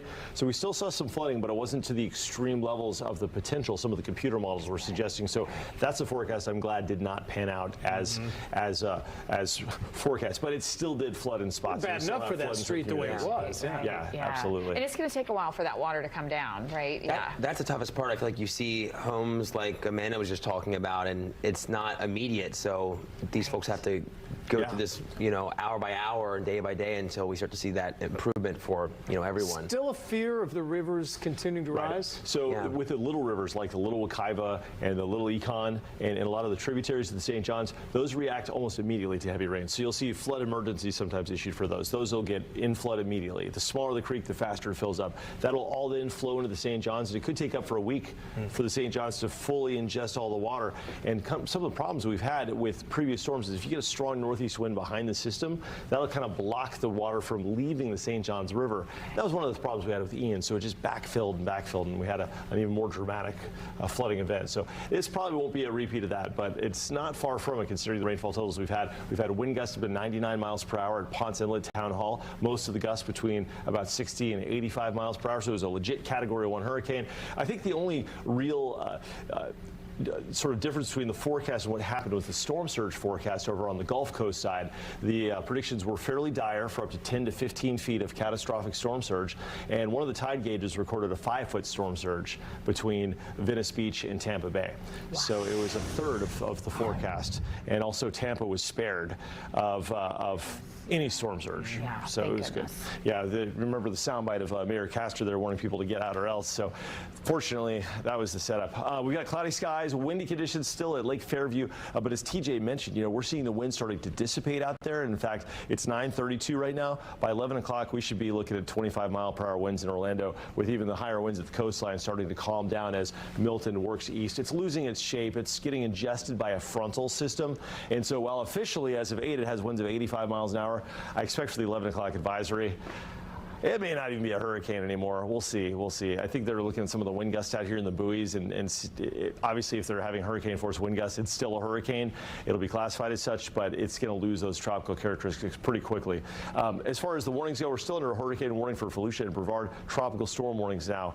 We've had a downgraded hurricane warning for Orange County and Seminole counties. That's where we're still catching wind gusts to tropical storm force up to about 40 miles per hour. And on the beaches right now, tropical storm force winds of 63 miles per hour near Smyrna Beach. In the last hour, we had higher wind gusts to hurricane force greater than 74 miles per hour, but it seems like even that now is starting to wane, and we're going to see even those tropical storm force winds going away around or just after lunchtime, leading to an actually fairly pleasant afternoon. But be extremely careful. There's a lot of branches that have kind of like half broken and they're just like dangling, and one little wind gust may be just enough to break it. If you're under it, obviously that'd be bad. So when you're doing yard work, when you're cleaning up sticks, just make sure you look up and just make sure there's nothing hanging above your head. Meanwhile, we've got a couple of showers continue here in our coastal counties. This is not the flash flood rain like we had last night and early this morning. This is just the tail end of Milton, and we've got drier air surging in from the west, and so that's going to clear things out. But Amy was asking about this just a few minutes ago. How much rain have we had? Are there rainfall totals tallied? Well, we've had spotter reports, and we've also had our rainfall estimates based on radar, and it looks like the heaviest rain happened in northern Polk County, southern Lake County, about 12 to 14.5 inches there. But in the Orlando area, anywhere from 7 to 9 inches and about 7 to 10 inches as you get up into Volusia County, which is more than enough to cause flooding in a lot of those neighborhoods considering the ground was so saturated. But thankfully, it doesn't look like we had a verification of anything resembling Ian, where we had those 17 to 20 inch totals that just put us over the edge and led to the inundation in homes. But I want to show you this, the river levels. Where you see purple is where we are in a major flood in some of these little rivers, and that is really key, because I was telling you how it starts with the little rivers like Little Wekiva. It's at about 6 to 7 inches above flood stage. That'll spill over. Ocklawaha River at Moss Bluff is about a half a foot above. The St. Johns River in Astor right now is also in flood. That's at about 4 or 5 inches in flood. So it's just over flood. And even as you get into Flagler County, let's see if I can reference this one right here. This is the Haw Creek above Russell Landing at about 1.25 feet 1/4 above flood stage. So we're going to have flooding of these little rivers that will then move into the St. Johns River system and cause some rises in the levels of Lake Monroe. Earlier forecast up to 5 feet of storm surge on the Atlantic side does not look like it's going to verify, although we do have a high tide this afternoon between 2 and 5 p.m. depending on where you are on the East Coast. So we'll have higher than normal tides, of course, with that wind coming in out of the east from what is Hurricane Milton. All right, guys, back to you. Brooks, thanks. A lot of good information there. It's always interesting to look at the storm afterwards as well. We're seeing the after impacts this morning. We sure are. Wind and rain damage. And Marley Capper is showing us what that looks like in downtown Orlando this morning. Marley? Amy, good morning, or good afternoon, I should say. It's not every day that you get to stand next to a stoplight. I don't think you realize how big they are until they're right next to your face. I mean, each one of these is the size of a pizza, and this whole thing you can see is tilted here. One of the workers was just pushing on it a few moments ago. I think he's going to do it again real quick, but we're at Church Street and Orange Avenue. Here he goes. And he said it's not going to fall when he shakes it. So what they have to do is they have to get a crane to take these bars down here, and then they're going to have to get like a line that they're going to strand from pole to pole to get some temporary lines up. He said it could take a few hours here. He said Orange Avenue is going to be a little bit harder because there's not another pole that they could easily suspend a line to. But this is part of the damage. This is going to be like this for hours. All downtown, there's downed trees, there's lots of debris. We're not really seeing too much flooding right here in downtown Orlando. But again, it's not every day that you see a sign like this absolutely tilted and the stoplight over here basically on the ground. So we're definitely seeing the effects of the wind for sure. But for now, Ryan, Amy, we'll send things back to you. Marley, if we can just keep you there for a second, it looks like, are those the road crews that are there, are they with the city, or who are those folks with that are trying to figure out how to get those moved and out of the way? Yeah, so the crew that I talked to, they can't talk to us on camera, but they are contracted, and he said some of their guys are still up in the panhandle from when they were helping for recovery efforts from Helene. So they're still waiting on people to come down here, but he was just one of the guys that got here as quick as he could. But he said it's going to be hours, Amy, until they can get this fixed. Wow, incredible. And Orange and Church, I mean, you talk about two of the most famous streets in downtown Orlando, right? And another Ian reminder when we saw some of those signs down before. Marley, great work out there. Our crews are continuing to try and find these things. They're just popping up over. We'll check in with her in a little bit. We do want to get you back to the coast there. Things are still pretty windy, even though the storm is slowly moving out. That's right. Randy Hildreth is joining us live. She's in Flagler Beach. And Randy, our friend Greg just sent us some video of what it looks like in Ormond by the Sea. And sand has washed up all over A1A, and it looks like a big mess there. How are things in Flagler Beach? Yeah, we did get a chance to drive down a little bit. We saw National Guards members driving down A1A. We did see some stand on the road. In terms of damage, I want to show you right behind me a business, a building. It doesn't look like it's occupied. We were in this spot yesterday and saw some of the places boarded up. I don't remember seeing this damage. I talked to some of the people who have been moving through this area. They don't remember seeing this damage. So this looks new from Hurricane Milton. The glass shattered, and you can see some of the debris on the ground. As I look down, some of the other businesses look like they are okay. They have put the sandbags in front of their doors.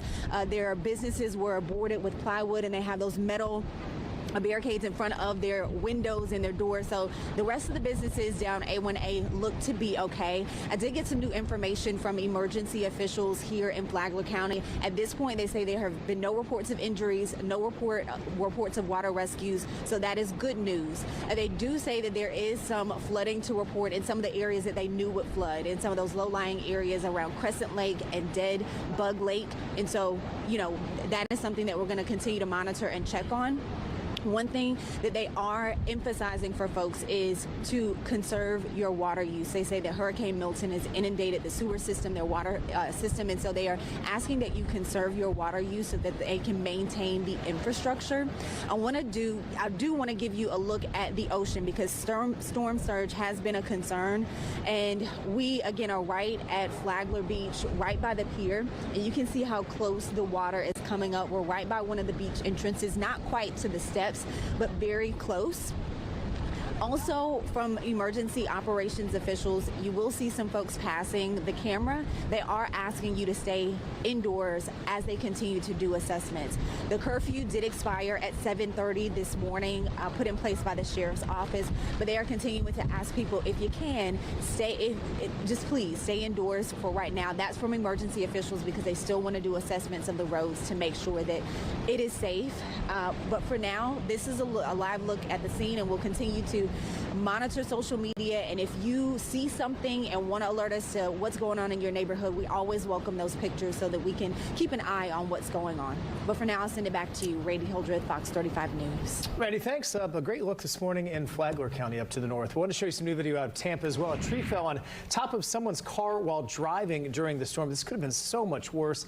This was posted by the Hillsborough County Sheriff's Office. They tell us the people in the vehicle were okay, which is fortunate because if you followed all these storms, we see a number of deaths from people that are walking or driving and a random tree falls. So very fortunate that wasn't worse. I got to say the two most shocking things that we have seen out of Tampa are looking at the dome, which does not have a roof anymore. It's no longer a dome. And the Tampa Bay Times building, those morning daylight pictures are just incredible. A crane fell on the Tampa Bay Times building and destroyed almost 6 floors. Yeah, they said there were discussions before about moving the crane. I suspect there'll be a lot more discussions now as to why it wasn't, but one of many areas we've seen of damage. And we're getting a better look through Central Florida. We'll continue that all morning long as well as we continue to monitoring the flooding and the damage left behind by Hurricane Milton. We do have a live look for you from Titusville this morning, and we are going to be checking back in with Brooks and TJ with more on Milton's impact on Florida when we come back.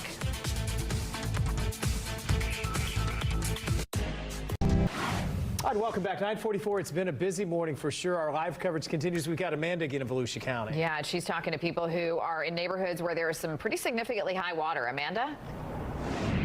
Oh, I just met a couple walking down the street with a kayak. And Jackson over here, you tell me you're on your way to go rescue your grandparents down the road now. What is happening? Yeah, so we're going to go check in on our grandparents, try to get as much food as we can. Just trying to get through a lot of the water that's backed up.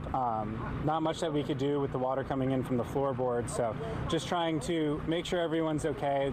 Houses can be, fixed and repaired, but making sure everyone's alive and okay is number one. Of course, and you also live down here as well. So what was it like when the water started coming into your home, and around what time did that happen? So about 4 a.m. we started seeing water come in from the from like the walls, from our plumbing and stuff, and it started really slowly, and we tried to think, oh, it's no big deal, we'll towel it, and then from there it just, for the next 3 hours, it just kept coming to peak about 4 inches inside, which is all water coming in from the back, from the sewer system. Everything outside, when we evacuated this morning, the water was much higher outside than it was inside, so we knew that we barricaded well. It was just nothing you can stop from water coming in. Did you try to call for help to be rescued, or did you just take matters into your own hands with your inflatable kayak over here? We actually, for our wedding, we asked for a gift because we knew that our house was going to be in a flood zone. So about 7 o'clock, when we decided hey, we need to leave, we blew up the kayak, we boarded the cats, we boarded all personal stuff that we already had packed away as the just in case, and we boarded and left. And now you are back. Yes, now we're back. Now is the last chance to make sure everyone's good, see how everybody, what the conditions looking like, and from there, just try to stay calm and see where we can go.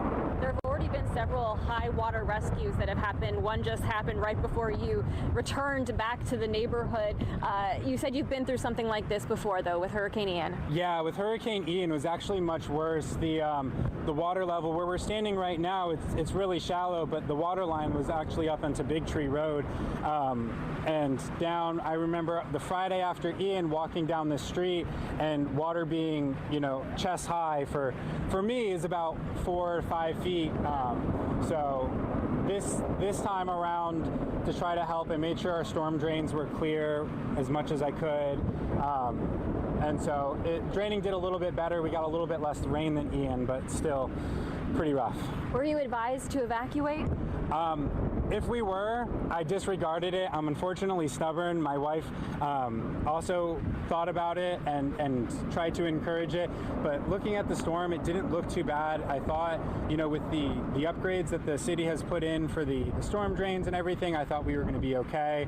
And in all honesty, our barricading of our home did great. If our plumbing didn't fail and water come in from the inside, I don't think we would have taken water in, and I can deal with water on the outside and outside damage, but the water getting in is demoralizing. It's uninhabitable right now. What are you going to do? What is your family going to do? So thankfully my in-laws live across the street, and so they'll probably let us stay there for a little while we try to repair what we can. Right now it's going to need a complete reflooring and then probably rip the drywall out depending on how long that water sits. The longer the water sits, the more mold and stuff grows, and so that's what I'm trying to figure out now is how far did that water get, and then with the flooring and everything, what can we do? And what do you make of this storm? I mean, it was a loud night. Any final thoughts?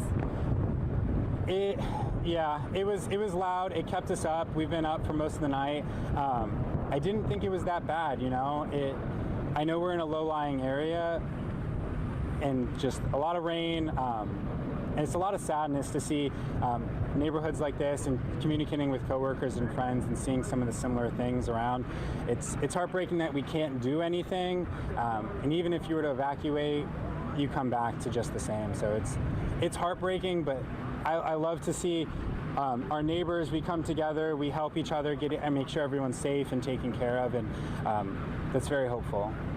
Thank you so much. I know you have a lot of work ahead of you, and Ashley is holding the kayak in place so that you all can get busy paddling to go check on your grandparents. I hope they're doing all right. Thank you so much. Y'all have a wonderful day and stay safe. Thank you. Good luck.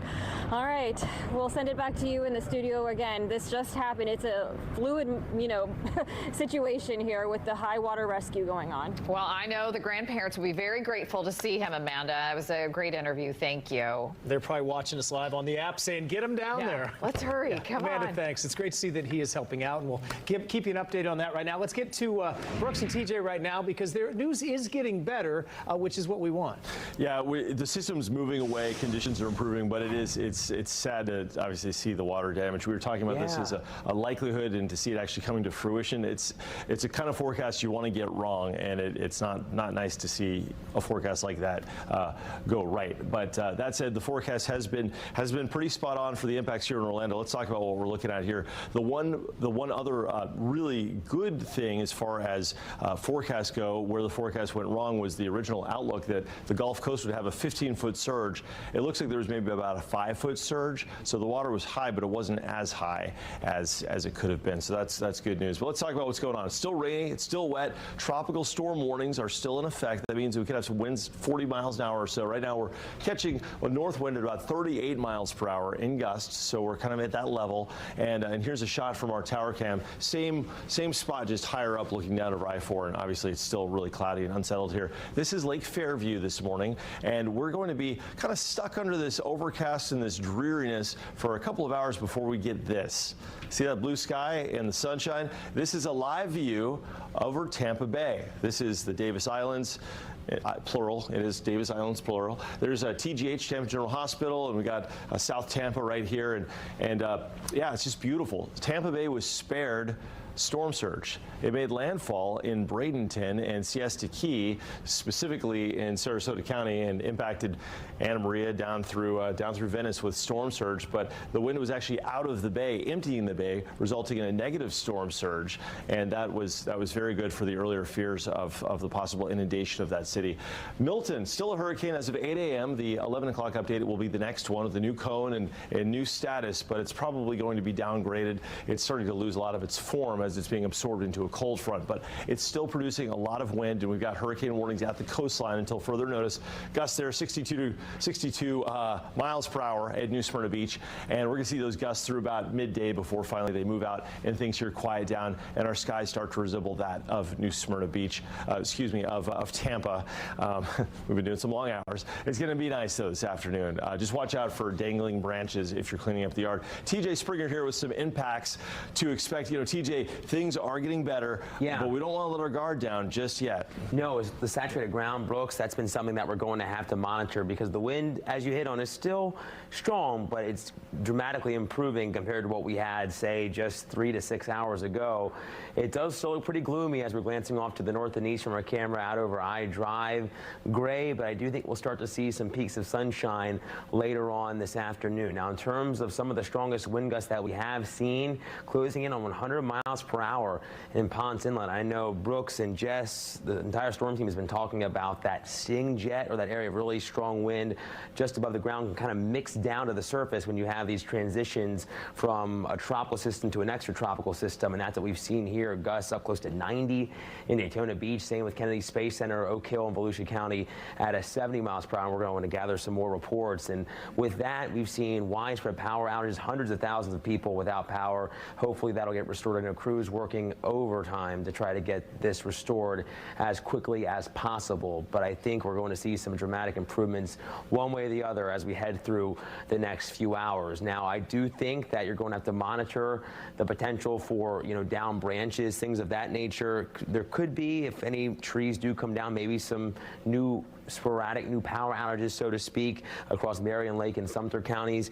The worst of the wind and the rain has come to an end, though, which is good news. Still could have some lingering showers as we have some of those bands continuing to slide on around Milton as it pulls away. Now across Orange, Osceola, Polk counties, the wind continues to calm through the remainder of the morning. Still could have some spotty showers working on through, and as Brooks hit on, dangling branches could come down, especially weak ones that have already been maybe weakened, say, from Helene, and that could make for some new power outages. Also, you don't want to be out there working out in the yard, and we also have some other concerns out closer to the coast, so still some stronger wind. That's something we'll have to contend with as you're still closer to Milton's center of circulation right now. Of course, we'll have more as we continue to pick up the pieces from Milton here, guys. I'll send it back over to you. Yeah, we're looking at the winds there calming down on the coast and the surge going away, and a 7-day forecast after today featuring very pleasant conditions. So if you're without power and your central air conditioning is not working, at least the weather will be comfortable with low humidity through the weekend and a lot of sunshine next week. Stay with us. We've got more coverage of Hurricane Milton coming up after this. Today's What's Now, tracking the tropics.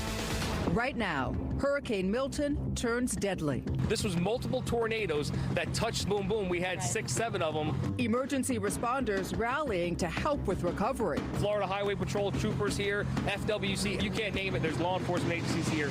Destruction, flooding, and widespread power outages. This morning, Fox 35 is going into the areas hit hardest. And it just, all hell let loose. And my wife said she saw the tornado like literally come down the canal at the back of the house. Good Day Orlando starts now. And we have been seeing some of those images now that daylight is here. Yes. Everybody, we do want to welcome you to the special edition of Good Day Orlando on this Thursday morning, tracking Hurricane Milton. I'm Danielle Knox. And I'm Deborah Cho. We're glad that you've stuck with us to get through this storm, of course. Sure. Fox 35 Storm Team meteorologist Brooks Gardner here joins us at the desk. Hello. And TJ Springer as well. And guys, as far as the Hurricane Milton, it's gone. It's moving out. It's moving out. So we're on the back end. We're on the trailing end. It's still, there's still rain here, but the hurricane force winds have exited the region, and we've got some sunshine to look forward to. TJ and I have been tracking the latest here this morning, and we've had some big gusts. What was the biggest gust we saw so far? 99 at Ponce Inlet. Yeah, that was, so far the strongest one we've seen. And we've had between 12 and 14 inches of rain in the hardest hit areas. We saw the flooding. Amanda Kinsey there covering some of the flooding. Sad scenes there. We were talking about water getting into homes, and it sounds like at least in a few places it did. Right now it's pouring at Lake Fairview. We've got one of these showers and some winds gusting, blowing the Queen Palms in a from north to south orientation, and we're going to be in it here with these tropical storm force conditions for at least the next 2 hours before we see conditions improving really rapidly. This is a live view of Tampa. Look at that blue sky, a beautiful shot there of Davis Islands, and there's Tampa General Hospital. This is part of South Tampa right here, and it's just a beautiful day there. They were hit almost directly by this thing last night, shortly after 8 p.m. It made landfall south of Tampa on Siesta Key Beach, the other side of the Skyway over here in Sarasota County, sparing the bay of the dreaded storm surge that was feared. And so for them, they had the wind damage and they had the rain, but they were spared the really life-threatening inundation. Now, Milton has winds of 85 miles per hour as of 8 a.m. The 11 o'clock advisory coming out inside of the hour. As it moves into the Atlantic, it's going to merge with a cold front, and so we could see it lose its tropical characteristics inside of the next couple of days. Well, it is still a hurricane. It is still producing hurricane conditions and the potential for that for Brevard and also Volusia counties for the next couple of hours, and of course tropical storm conditions here. But we're also going to see these warnings dropped throughout the day today as conditions improve. But talking about tornadoes, look at all the tornado warnings that happened yesterday. This was an incredible swarm of tornadoes rivaling historic outbreaks in Florida and ranking this one-day outbreak as number 2 in recent history as far as the total amount of tornado warnings issued by the National Weather Service for a region. Now, it doesn't mean that we had 126 tornadoes that actually verified. It was just on radar, 126 tornado warnings suggesting they were radar detected. Now, obviously, many did verify, and in St. Lucie County, we had the tragedy of several people losing their lives to a tornado there. Well, winds right now are at 62 miles per hour in New Smyrna Beach and about 43 miles per hour in Orlando. So across the board, tropical storm force winds continue. The hurricane force winds continuing to push farther out into the Atlantic, and in doing so, we'll see conditions here improving. The sun comes out. We've got a couple more hours of this rain. Here's a look at our Fox 35 storm tracker radar. We got to look at this carefully because this will be the deciding factor of how the day turns out, right? Well, it looks like this activity is going to be pushing toward the east, and thankfully it's lighter. It's more of a kind of a nuisance rather than something that's going to cause more flash flooding or make the existing flooding in some of the neighborhoods any worse. It's just kind of an annoyance at this point, but once this moves to the east, as Milton moves east, we're going to break out into the sunshine this afternoon, and you'll notice lower humidity levels. But yes, we had very Ian-like rainfall totals, anywhere from 8 to 14 inches in a stripe extending from Tampa all the way up into Volusia County, lesser amounts to the south.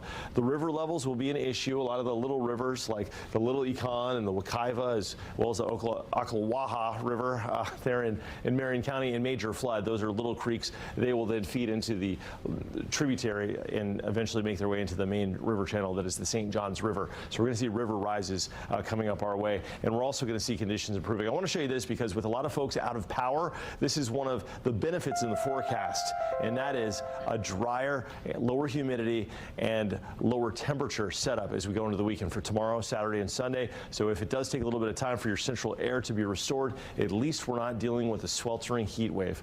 I'm also going to update this forecast for today, reflecting the rain moving out of the region and the high winds subsiding. Danielle and Deborah, back to you. All right, we thank you so much. We appreciate that. It is 10:05. Our live team coverage continues now with Fox 35's Amanda McKenzie. She is for us in Volusia County. So, Amanda, we know that you have been there as people are getting rescued and people are leaving this area. What else are you seeing out there? I mean, the water there is just incredibly, there's a lot there.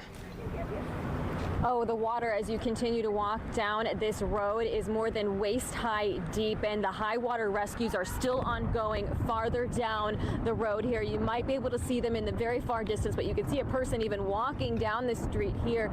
The homes on the left side of the road have much more significant flooding than the homes on the right side, but there's just a lot of water everywhere. You can see how high it is up to the mailboxes here. We've already encountered several water rescues. We interviewed a woman and her mother getting into the raft with the rescue team with their 3 cats, 2 dogs, interviewed another couple that took matters into their own hands and inflated a kayak so that they could get out of their home that was flooding earlier this morning, and now they've returned to go back to check on their grandparents to try to get them out of their home. There's at least several inches of water inside these homes, and it is actually starting to rain again right now, so it could be quite some time before this water recedes. I was speaking to emergency responders, and they say this is very similar to what happened with Hurricane Ian, and they said it took several days for this water to disappear. And of course, this is the aftermath that will be going on for quite some time with the cleanup as well. So it remains to be seen just what kind of condition these homes will be in and people's belongings. We have another couple over here that had just kayaked over and helped one of their neighbors get some emergency care, but it's been a very emotional emotional time for these folks because they're not sure what kind of state their homes will be in and where they will go next. But we'll continue to bring you the latest from the scene here. We'll send it back to you in the studio. Amanda, when we were last with you, when Ryan and Amy were on the set, you were talking to one young man who said that he'd asked for a kayak for a wedding present because he knew that his street flooded. Who knew that it would come in handy? But I think it's so interesting that people are being very proactive in terms of what they need to do if they've got to evacuate, if their places flood, that kind of thing. Well, there's so much to take in the aftermath of Hurricane Milton that you just don't know how quickly help will get there. So I think a lot of folks are trying to take matters into their own hands if they're capable. So we're continuing to talk to folks here from the scene. You live down the street here. How is your home doing? The home is safe. It's up to the front door, but luckily inside we were saved. How did you get out, or did you just walk out? I just walked out. Just walked out. Oh gosh, and what is it going to be like in the recovery phase of all of this? I mean, where's this water going to go? These homes just got repaired from the last storm that we had 2 years ago. So as long as they don't float, like drive real fast, we'll be good. 'Cause I have sandbags up along the door in the garage, and we have a lake in the back of us, so we're surrounded by the lake and everything. What are you going to do now? Where are you going to stay? Well, we have another house in Port Orange we're going to stay at. Okay, good. Yes. All right, well, I'm glad you are safe. It was quite a scary night, wasn't it? Very, very. Thank you. All right, well, I know it's starting to really come down again. I appreciate you chatting with us. We'll send it back to you in the studio. It's incredible that a lot of these homes are like, man, we were just going through this 2 years ago, repaired, and here they are again. Luckily, you didn't enter into her home, so that's good news. One other quick thing I want to ask you before I let you go, and this is the other thing that has struck me just as light starts to come up and we're able to really talk to people, Amanda, the resilience of people who have been through something like this before, and that for me is just so striking. Yeah, I mean, their home is their home, and they want to be here. And the married couple I was speaking with, they knew that what they were getting into, going into a flood zone, and they're just going to have to pick up and carry on. They're done. Amanda, great job out there. We appreciate you. Thank you so much. Thank you, Amanda. Well, neighbors in Altamont Springs are dealing with flooding as well as they wake up this morning. And that's where we find Fox 35's David Martin. He's live for us in the Spring Oaks neighborhood. David, good morning. Good morning, Danielle and Deborah. Behind me, it may look like I'm standing alongside a riverbed, but I'm not. This is the Little Wekiva Road in the Spring Oaks subdivision of Altamont Springs in Seminole County. This is what happens when the water in the nearby Little Wekiva River has nowhere to go after a hurricane. It floods the street here at the corner of Ashbury Lane and Little Wekiva Road. I can tell you that earlier this morning we witnessed a pretty unique scenario in which the Seminole County Fire Department brought out a massive aquatic vehicle with 4 wheels that was able to go through the street itself, and there were a couple of members from the fire rescue team there knocking on all the doors of these homes that line the street to ensure that there weren't people inside these houses that might need rescuing or some kind of evacuation. Fortunately, nobody was rescued or pulled out. It leads us to believe that, and as neighbors say around here, most of the folks living here evacuated well before Hurricane Milton touched down last night. Another thing about this area here, Spring Oaks, this is a common sight after a hurricane or after even a major storm during the summertime. But for hurricanes, it's the river. The river rises and there's no place for that water to go. In fact, a lot of the people who lived through this scene during Hurricane Ian sold their houses. So the folks living now on Little Wekiva Road get to experience this for the first time. And I'm sure they were warned, but man, and when you live it, when you experience it for the first time, it's pretty devastating, pretty catastrophic. Again, no one at this point pulled out, no injuries to report. It's just going to take a long time for this water to recede. During Ian, it took about a week for the water to disappear, ladies. So they're saying with Milton, the water's slightly higher up, so it could take more than a week for this to recede. And there's not a lot of power in Spring Oaks either. Back to you. But you know what's so interesting, David? When we were on earlier this morning, about 3 or so, 4 o'clock in the morning, they were talking about the river being at 29.5 feet. Literally, you can't go any higher than that. So it was only a matter of time before the river overflowed, right? And that's exactly what's happened there. But you talk about people who've moved out after Ian, and then new people have now moved in. You've got to wonder, yes, they may have known about it in their minds, right? Because that's one thing. But to actually now experience it and see it is quite another. Indeed, and during Ian, inside these homes, 3 to 5 feet of water got inside. So they know what it's like to wake up and have the water in their homes. It's quite an intrusion. So, but I think the word got out enough to the folks to leave, evacuate, so that they weren't alarmed by that nightmare this time around. Yeah, and I think that's probably what's helped not having as many rescues. Sure. You know, because we all remember when Ian, that was a lot. We saw a lot of rescues, and so people are learning, hopefully, you know, when people are saying leave, evacuate, especially if you live in those areas that are prone to flooding, do so. It's for your safety, of course. So absolutely. Exactly. David, we appreciate you as always. Thanks so much. Well, coming up here on Good Day Orlando, of course, we are continuing to monitor the destruction left behind by Hurricane Milton that we have seen so far as the daylight hours have come up. Absolutely. We're going to check back in with Brooks and TJ up next. Don't go far. And we do want to welcome you back. We have been tracking the effects of Hurricane Milton all across Central Florida. And we are seeing widespread damage this morning. So let's go ahead and go out to Cocoa Beach Mayor joining us live here now. Good morning, Mayor Keith Capizzi. How are you doing this morning? I'm doing great. Thank you very much. We saw your video, I believe, earlier that you sent from your house, and as there was a believable tornado going through. Tell us kind of what was going through your mind as you saw that. You know, there was not a whole lot going through my mind other than just make sure everybody is safe and get towards the middle of the house. You know, the wind coming through was amazing. It was out of character, and then I realized this is not just a squall. This is a tornado. Yeah, and you talked earlier at the top when Deborah asked how you were doing. You know, and you being able to get through this is one thing, and you having that personal experience up close and personal is another. Have you been able to get out and assess or talk to any of your constituents in terms of how they are doing this morning and how Cocoa Beach is doing? Absolutely. Yeah, so we're very blessed. It seems like nobody has been hurt. The police and fire have been out. They're amazing. Our police and fire are our champions. They instantly, as soon as the tornadoes came, within, I'd say, 10, 15 minutes, they were on scene. The fire and the police officers this morning are going around. They're checking every single street. I've gone around and assessed some damage myself. A lot of downed trees and stuff like that. I pulled some out of the road to help with the emergency services so they can get through.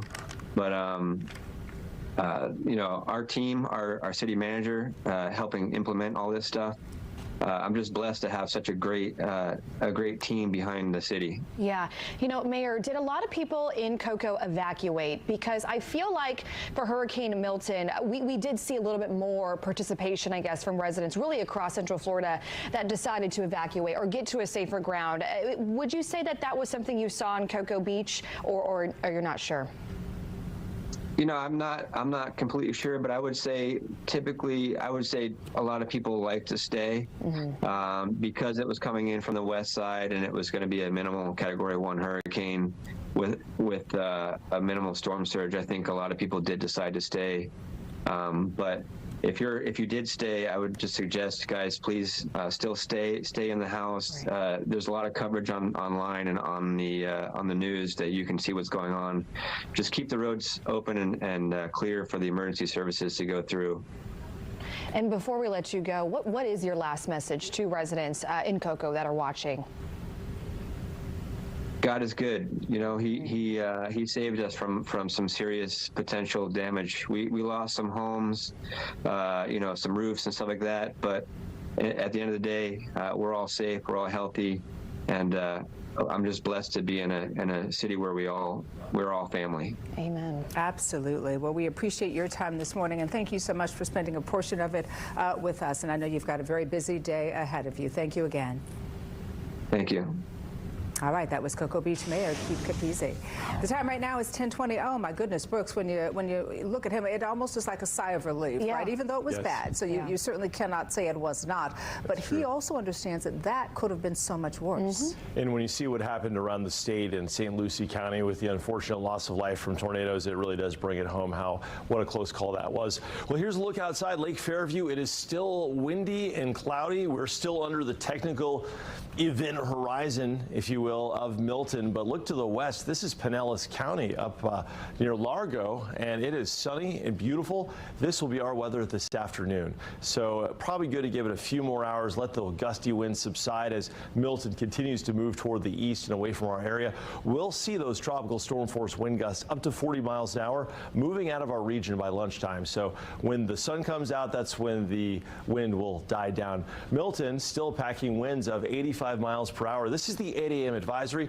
We should see the latest 11 a.m. advisory coming out inside of the next 20 minutes. We'll get a new idea of the winds as well as its latitude, longitude. But the bottom line, it's moving away, but not before leaving some pretty notable top wind gusts. Ponce Inlet at the Town Hall, 99 miles an hour.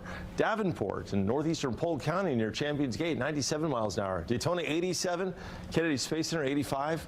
Oak Hill, Volusia County, 70 mile per hour gusts. Cape Canaveral, 85 miles per hour. Port St. John, 77. Rockledge, 61. At Oviedo, 55 miles an hour. So some substantial wind gusts out there and a lot of rain as well. We picked up anywhere from 9 to 12 inches across our area and north of Orlando and up to 14 to 15 inches as you get into northern Polk County down toward Tampa Bay. Rainfall reports, Claremont 13.4 inches. Orange City a little over 13 inches. DeBerry a little over a foot of rain. Davenport close to a foot, and Sanford picking up about 9.5 inches of rain. So a lot of communities are reeling in the flooding, unfortunately, yet again. Just 2 years after Hurricane Ian, we're doing it all over again in some of these communities. Tropical storm warnings in effect in orange, including Orange County. That means we could see wind gusts over 40.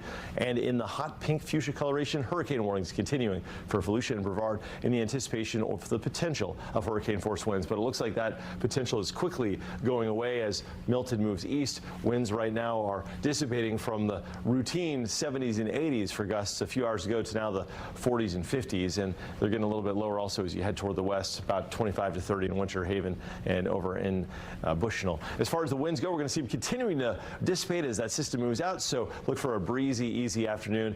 As far as picking up stuff, just remember to be extremely careful to look above you. If you're picking up branches and stuff, look above you to make sure in the tree there's not like a big dangling branch that's going to fall in a little tiny wind gust. You know, sometimes they just kind of hang by a thread. Well, we've got Milton's rains hanging by a thread right now. Still some rain, but it's about to move out of the state. The good news with this rain, it is not the flash flood rain. This is just kind of a nuisance rain, but maybe a little bit more of a soaking shower popping up here right along 95 New Smyrna Beach. Otherwise, these are flood warnings for the St. Johns River with all of the rain. A lot of communities right now are mired in floods, and our river levels are at major flood for a lot of locations, from the Little Wekiva to the Little Econ to the Ocklawaha over in Marion County, and it goes on. That's going to lead to some flooding down the road in some of the larger rivers, and ultimately the St. Johns River will see some river level rises as we head into the weekend. Speaking of the weekend, low humidity, cooler temperatures. So if you are out of power, the good news is it's not going to be hot. It will be arguably quite comfortable. A first real taste of fall weather. All right, I hope you fared well last night. We'll be back here after the break with continuing coverage. All right, everybody, welcome back to this special edition of Good Day Orlando. We are now at 10:31. And TJ, as we bring you here into the conversation, for all intents and purposes, the storm is moving out, or practically completely moved out. But the aftermath, of course, remains. Picking up the pieces after Milton. I feel like so many people barely picked up the pieces from Helene before Milton got here. Yeah, and I think one of the things that Brooks and we were all talking about was West Coast. We knew the damage could have been catastrophic. 10, 15-foot surge. Definitely. It sounds like they got about 5. Yes. Which is a lot, but it could have been worse. It could have been much worse. Yeah, I feel like always trying to find that silver lining. Absolutely, we have to. And thankfully, we might even see a little sunshine before the day comes to a close. Sunshine would be good. What would you say in terms of people who are now getting out and about to kind of try to survey the damage? Because we know one of the things that you've been talking about is all of the water, right, that is still standing in place. Yeah, and we got a ton of rain. You would think, if I know some people maybe transplants from the north, this would be comparing, 13 inches of rain, it'd be like about 13 feet of snow. You think getting that kind of snow in 5 hours, how bad that would be. And it's the same thing for us, how much rain has fallen in such a short amount of time with Milton. But thankfully, we are seeing on Storm Tracker radar the center of Milton starting to lift away. Still some lingering showers along the eastern seaboard, up close to Daytona, and even places like St. Augustine and Jacksonville. But for now, at least locally speaking, the rain is lighter, and we're going to see dramatic improvement as we head through the remainder of the morning into the early afternoon. Here's a live glance in Orlando out of our iDrive, peeking off to the north and east. Still gloomy, it's gray, a couple droplets on our camera lens, but compared to this time, 12 hours ago, things certainly looking a bit better across the greater Orlando metro, and that's going to be the case through the afternoon. You can see this color of purple and white. Over the last 24 hours, a solid stripe of intense rain, thanks to Milton kind of transitioning from a hurricane to this extratropical system with the help of this cold front to the north. It really enhanced the lift on the north side of the storm, and that's what led to the intense rain that we had yesterday into the wee hours of our Thursday. You can still see the gusts up close to 60 miles per hour, strong tropical storm force wind gusting along the coast in New Smyrna. Improving, though, back out to the west, still gusting close to tropical storm force, but not as bad as what we were feeling, say, 3 to 6 hours ago. In terms of the gusts that we have seen, Ponce Inlet, nearly 100 miles per hour. The same for Davenport and Polk County. Kennedy Space Center, 85 miles per hour. And in terms of the rain, look at some of these numbers. Orange City, over 13 inches of rain, over a foot in DeBerry. Sanford picking up just over 9.5 inches of rainfall. So certainly a lot of rain and some other gusts as well, anywhere from 55 to nearly 65 miles per hour through Oviedo, up through Kissimmee. Of course, we'll have a little more on Milton's impact, and we'll talk a bit more about what's in store through the rest of our day here in just a little bit.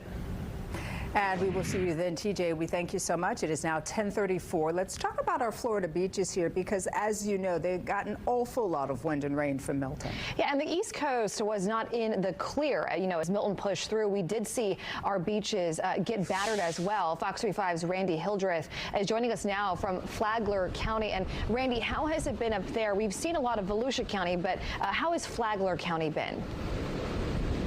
Well, we do know that evacuations are underway. There were evacuations on the early end before Milton hit, but even as the storm is moving through, there is some concern about additional flooding. I'm at the intersection of South 23rd Street and South Daytona Avenue. To my right, you will see the National Guard. They have set up, and I've been told they've been here for about an hour, and they've been going to the neighborhood right behind me to warn them about the flooding that will continue. If we whip around, I want to show you the street so that you can see the flooding for yourself. Right now, I'm told that the water is at least to my thigh.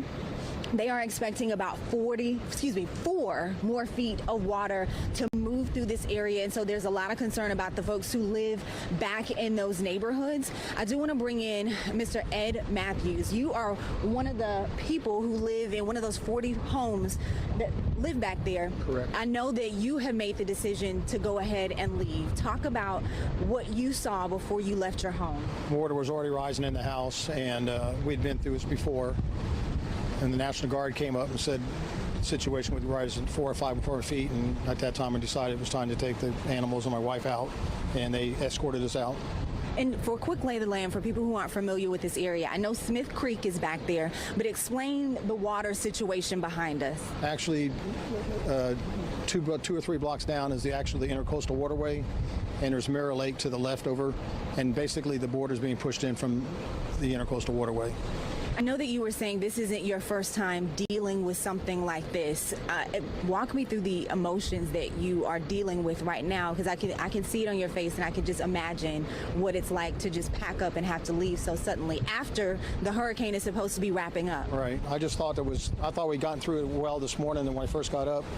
And then when I saw the situation rising, I said, here we go again. I did it twice with Ian and Nicole, and actually this one's going to be worse than the two of them. So. Next steps for you. You told me that you really just grabbed what I see right now, grabbed your wife, grabbed your pets. Where are you going now? Going to head to Ormond Beach with some friends that have a generator and their house is secure. So that's where we're playing right now. We certainly are thinking about you guys. I know you have to head out. We're going to stay here, and hopefully we'll have some good news to report for you. We see the situation, but we're hoping that you'll have some things to come back to, your home to come back to. Thank you very much. Thank you. Take care. Thank you. Be safe out there. No, you be safe. Thank you so much. But that's just one of the stories. When I talked to the National Guard, they said that they didn't have anybody get on their trucks to move out. But as I'm watching, you just met our new friend, Mr. Matthews. As I watched this road, I have seen people start to evacuate themselves. Back to you. And I think that was going to be my question, Randy, in terms of people heeding evacuation orders or self-evacuating on their own, because as he so poignantly said, and as you said, you could see and hear the emotion in his voice, this isn't his first rodeo, right? He has been through something like this before. So are you finding that people are doing that, right? That they're saying, listen, I don't want to have to deal with this. Maybe I stayed once, but I don't want to do that again, which is perhaps why it's as quiet as it is where you are. Yeah, so we've been here I know the National Guard has been here for about an hour. We've been at this intersection for about 15 minutes. And I would say, Langston, would you say about 10 cars, 5 to 10 cars have gone past, have passed us leaving this community. And when you talk about the folks, these are families. They have their backseat packed up. The man who I just introduced you to, he just has the clothes with him. And so there's an urgency to get out of the community. If we look right now, you'll see 2 more cars evacuating this community. In total, I'm told about 40 homes back there, between 80 to 100 people. And so certainly our thoughts are with everyone who is experiencing the impact of Milton. But you feel for these folks because, as he said, you know, we made it through the night. We thought we were done, and now we get this knock on our door that we have to leave because more water is coming. All right, Randy Hildreth reporting live from Flagler County. Randy, thanks. Well, right now we want to go ahead and give you a live look at some of the damage happening down in South Florida. Take a look at this. A news helicopter flying over Palm Beach County. This is a Publix store there. Several tornadoes hit that area yesterday as Hurricane Milton was moving north in the Gulf. Boy, we actually showed one of them as it was happening in real time over on Alligator Alley as well. But we do continue seeing the impacts from this hurricane as time goes on. And when you look at that Publix store, you see just how powerful that tornado was. And there were several tornadoes, historic number. A lot of tornadoes yesterday. Tornadoes touching down. For sure. So Marley Capper is joining us now. She is now in downtown Orlando, and I know Marley was actually at the intersection of Church and Orange, I believe, earlier this morning, where we saw some signal lights down. So Marley, what part of downtown Orlando are you in now? It looks like some trees are down behind you. Yeah, I'm here in a residential neighborhood, and there is a tree that toppled on this house. The top of the garage and part of their front door area is definitely damaged. The problem is all of these wires right here are live. So when they called at 3:50 in the morning to say, hey, we're really terrified, a tree fell on our home, they said, you have to stay put. We can't fix this right now. It's dark. So then emergency services came out, and then of course now this is what they're left with. So I was able to talk to the family. So they peeked their head out of the door. I was like, are you okay? They said, we're trapped, but we have food. They have a baby inside. So they're definitely, you know, it's been a stressful morning for them. They said they couldn't sleep because the wind was so loud. I want to bring on their amazing neighbor, Tamaris. How are you doing today? What are you feeling when you look at this? Horrified, scared. I'm so happy that they're okay inside. At first, we didn't think anyone was in there. And once we saw lights and we heard them come out, we were like, oh my God. And we didn't know the magnitude because it happened around 3:54 in the morning. We did get to come out and see because all the trees broke into my side glass kitchen window. So it was like the house shook.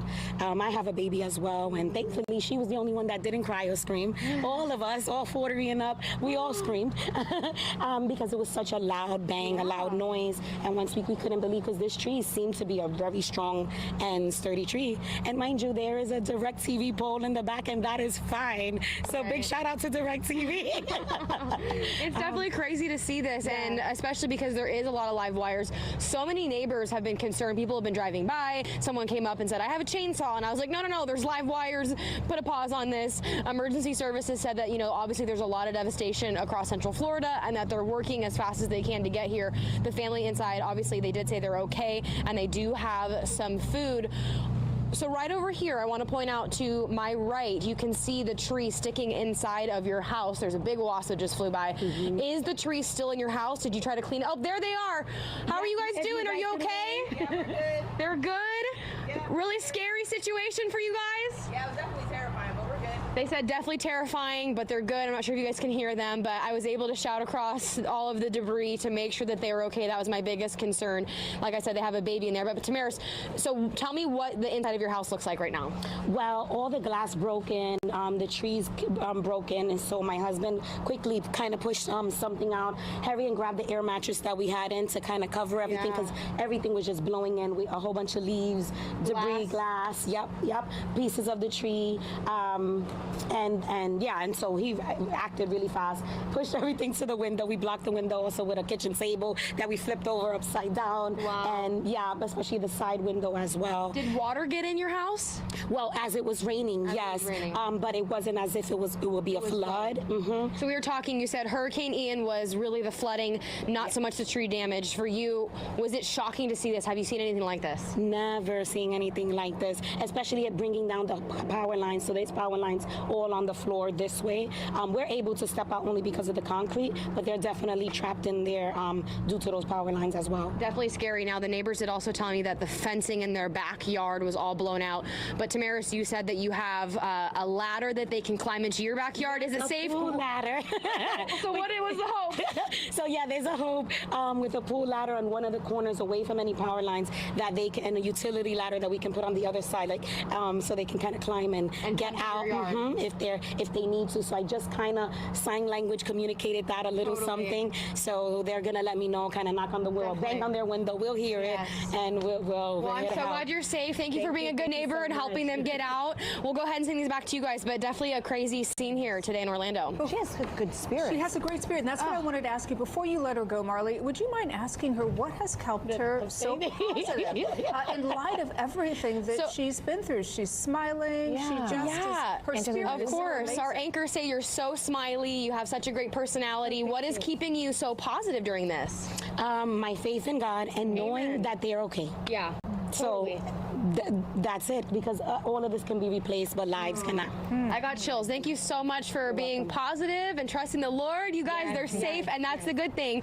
Hopefully, the first responders will be able to get here soon and get these live wires cleaned up so they can get out of their house. Amen. And and she was right, because Orla Vista, as we know, Marley, it got a lot of flooding. I mean, those homes where water was up to their roof. Absolutely. So this time they're like, thank you, it's not there. But of course, we are still seeing some of that damage. We certainly are. Absolutely.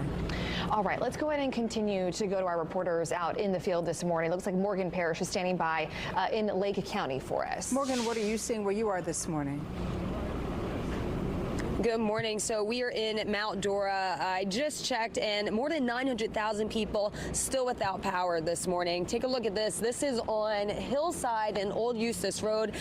Two huge trees I'm seeing right down the street toppled over, snapped. This one on top of this home. And if you turn over here, you can see all of this flooded water. And this goes back. I mean, behind this home on the corner that I just showed you guys, there's water in the street. I mean, the roads are flooded out. We've been seeing this all across Lake County. Gonna come over here to Justin. Justin just told me that he came out here because you wanted to escape what was coming out in Clearwater. But what happened to you with Helene just a couple of weeks ago? Helene, we lost our, had like 3 or 4 feet of flooding in our house. We lived on the beach and lost all our stuff, all the baby stuff. So we came out here to, you know, make sure we could have a place to stay and it was a little safer than staying on the beaches. Right. The damage here is just crazy. Like, trees down, wild. Stella can't even believe it. Oh, what was going through your mind when you woke up this morning? You saw this. I know you were saying that they had a tree down in their backyard. Yeah, obviously waking up to the hurricane damage is always, you know, kind of tradition growing up in Florida. So just kind of walking around, seeing people's houses and seeing if they need help. A lot of older people live around here, so gonna help like clear out their driveways and stuff like that. Yeah, well, that's what we've been seeing. It looks like she really likes the microphone here. A lot of people are helping others out in the community right now, and again, 900,000 people without power here in Lake County. So hoping that gets restored pretty quickly. We're gonna keep rolling around this area, assessing the damage. For now, I'll send it back to you guys in the studio. Amazing how powerful the winds must have been and knock some of those trees over. Those trees are very big, so that's incredible. Thank you, Morgan. They're Stay huge. safe out there. Yeah. So we want to take another live look at Tropicana Field in St. Pete. So a drone is flying next to the Rays Stadium. The roof, as you guys know, was blown off during the storm last night. This is just one of those iconic images that we've been seeing all throughout the morning, and of course we're going to continue to see damage like this throughout the day today. Don't go anywhere because we'll be right back. In the tropics. Right now, Hurricane Milton turns deadly. This was multiple tornadoes that touched boom boom. We had 6, 7 of them. Emergency responders rallying to help with recovery. Florida Highway Patrol troopers here, FWC, you can't name it. There's law enforcement agencies here. Destruction, flooding, and widespread power outages. This morning, Fox 35 is going into the areas hit hardest. And it just, all hell let loose. And my wife said she saw the tornado like literally come down the canal at the back of the house. Good Day Orlando starts now. And we do want to thank you for staying with us on this very special edition of Good Day Orlando on this Thursday morning. I'm Danielle Knox. And I'm Deborah Cho. We are continuing to monitor Hurricane Milton, both here in Central Florida and really its impacts across the state from the Gulf Coast to the East Coast. Let's go ahead and check in with Storm Team meteorologist Jessica Dobson with the latest on Hurricane Milton, which is pretty much off the Florida coast now, right, Jess? Yeah, that's right. And that's one of the reasons why the National Weather Service and National Hurricane Center has canceled a lot of the alerts and advisories we've had. So we still do have a couple in place. It's just going to be for Flagler, Volusia, and Brevard counties.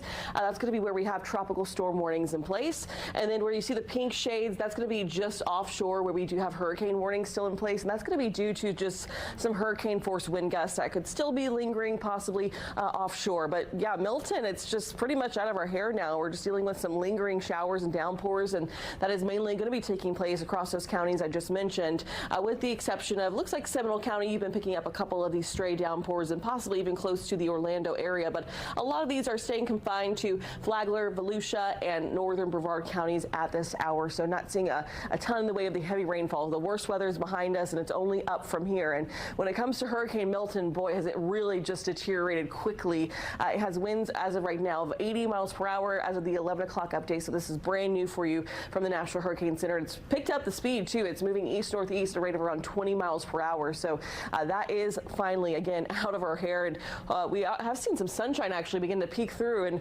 Pinellas County, but not so much for us here in Central Florida. But let's talk about some of our reports so far. Peak wind gusts. Ponce Inlet, nearly 100 miles per hour at 99. Davenport up to 97. Daytona Beach, around 87 miles per hour. 85 at the Kennedy Space Center, and Oak Hill up to 70. So those are certainly some powerful wind reports, and even more at Cape Canaveral, 85 miles per hour. Port St. John 77, Kissimmee 63, and 61 to Rockledge, and around 55 in Oviedo. So certainly howling winds. They might have even woken you up overnight or early this morning. You might be waking up even to some damage to your home. So hopefully you don't have too much in the way of dealing with that. And we do have rainfall totals, which we'll touch base on in a little bit. More specific rainfall totals. We saw nearly a foot of rain in some parts, and I'll talk more on where exactly that took place in a few minutes. But until then, ladies, I'll send it back over over to you. All right, Jess, thanks so much.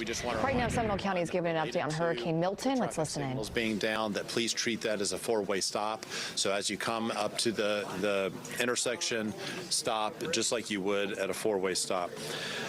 We have quite a few roads that are also blocked, right at about 100 roads that are blocked right now to some level. So please, if you do have to drive around, drive with care. We are currently asking, of course, that you not do that. If you do not have to go, if you do not need to go to the hospital, you don't need to go to a critical infrastructure work area, that maybe you just, if you need to go outside in your neighborhood. Help your neighbor. Maybe pick up some debris. Maybe someone down the street that has a disability can't do that on their own, that you could help one of those individuals. If you do have to go out on the road, we ask that you please use a lot of caution. There's localized flooding on multiple roads across the county. Please be careful. If you see water on the roadway, please don't drive through it. Turn around, don't drown, is our message. We don't want you to get your vehicle stuck on a roadway, and we certainly don't want to have to do rescues related to that. Last night we had over 13 inches of rain in certain areas of the county. We went into major flood stage at the Little Wekiva River, G Creek, Howell Creek, and the Little Econ also had major flooding. Those tributaries will go to the St. Johns River. The St. Johns River is not forecasted currently to crest. It will continue to get higher and higher into moderate and potentially major flood stage over the next few days, and we'll be in the response mode for doing that for a while. There are over 900 individuals that are currently in emergency shelters here in Seminole County. That's up from last night. So as the night went on, we had trees in homes. We had water that went into homes. Those individuals evacuated and went to their nearest shelter, emergency shelter. So we actually had an increase overnight of people inside the emergency shelter. Now as that we're out and doing a damage assessment, our roads and stormwater crews are out. They're trying to identify, clear the major arteries, the major roadways here in Seminole County, and then getting to the smaller roads, and then finally the neighborhood type roads to make sure that they are cleared out. If you have experienced damage in your home, we ask that you let us know about that damage. You can do that by going to prepareseminole.org. You can even do that on your cell phone. So if you have cell service, we have been quite lucky with most areas of the county not reporting major issues with cell service. A little bit slow, but not major outages related to the cell. So you can go to prepareseminole.org and you can do a damage assessment report right there from the website. These damage assessment numbers will help us help your neighbor, and we want to get all that information to FEMA so that FEMA can come in faster here to Seminole County to help each and every one of our residents. So providing that information goes a long way in helping yourself as well as helping your neighbors to recuperate from this disaster. And overnight, our crews went out, our fire crews and our law enforcement crews went out there, did quite a few rescues due to trees going into homes and floods going into homes as well. And just want to thank the partnership that we have with the first response entities, specifically the Seminole County Fire Department, which I used to be a member of before I moved to emergency management. And I'd like to ask the fire chief to come up and give us a couple pieces of information of what's going on. Chief? Thank you. Thank you, sir. Thank you, Alan. Good morning. First, I'd like to thank everyone for staying informed, preparing, and sheltering responsibly. By staying off the roads unnecessarily, you kept yourself safe and you kept our first responders safe. So from 8 p.m. last night to 8 a.m. this morning, we received 368 911 calls. This is about 150% above what our normal capacity would be for our daily average. The only significant storm-related call that we did have a tree that went into a residence.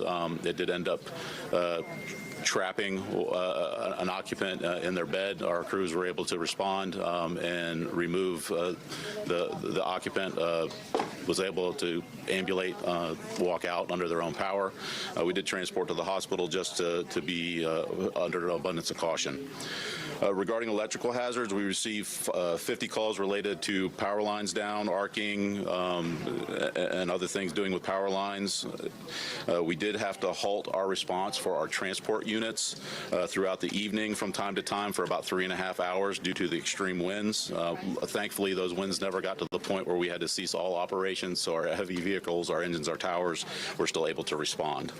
On a positive note, we had no calls for carbon monoxide, the poisonous, colorless, odorless gas that generators produce.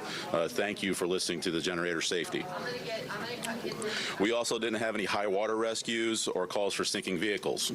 That's a very good sign that our citizens, again, have learned and are heeding our warnings. This does bring me to a critical reminder. Please stay off the roads unless absolutely necessary. We do have teams out conducting damage assessment, and there are fallen trees and some flooding. Do not drive through standing water. We do have a quick response team out finishing up assessing areas such as the Little Wekiva and G Creek near Winter Springs, clearing roadways, identifying any hazards. We also have a drone team who's teamed up with the damage assessment team to assess those flood-prone areas that are harder to get into. We remain ready to support any life-saving and/or public safety needs. Please stay indoors if possible and avoid floodwaters. Trees and down power lines. Floodwaters can pose serious risks that include down power lines, human and animal waste. There can be hazardous materials in those floodwaters, debris that can injure you, lumber, other physical hazards, wildlife such as rodents, snakes, fire ants. That's an injury that can definitely happen. If you must enter floodwaters, wear rubber boots, gloves, and goggles. So as we begin some of these post-storm activities, I'm sure that people are going to go out with chainsaws. We got to allow to down trees. I'm sure that you have them on your properties.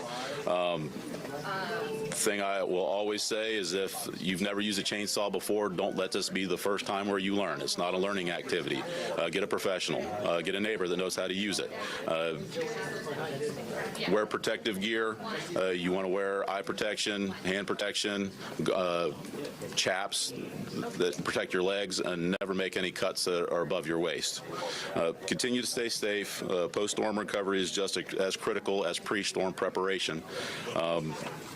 And thank you for your partnership and keeping you safe. Alan?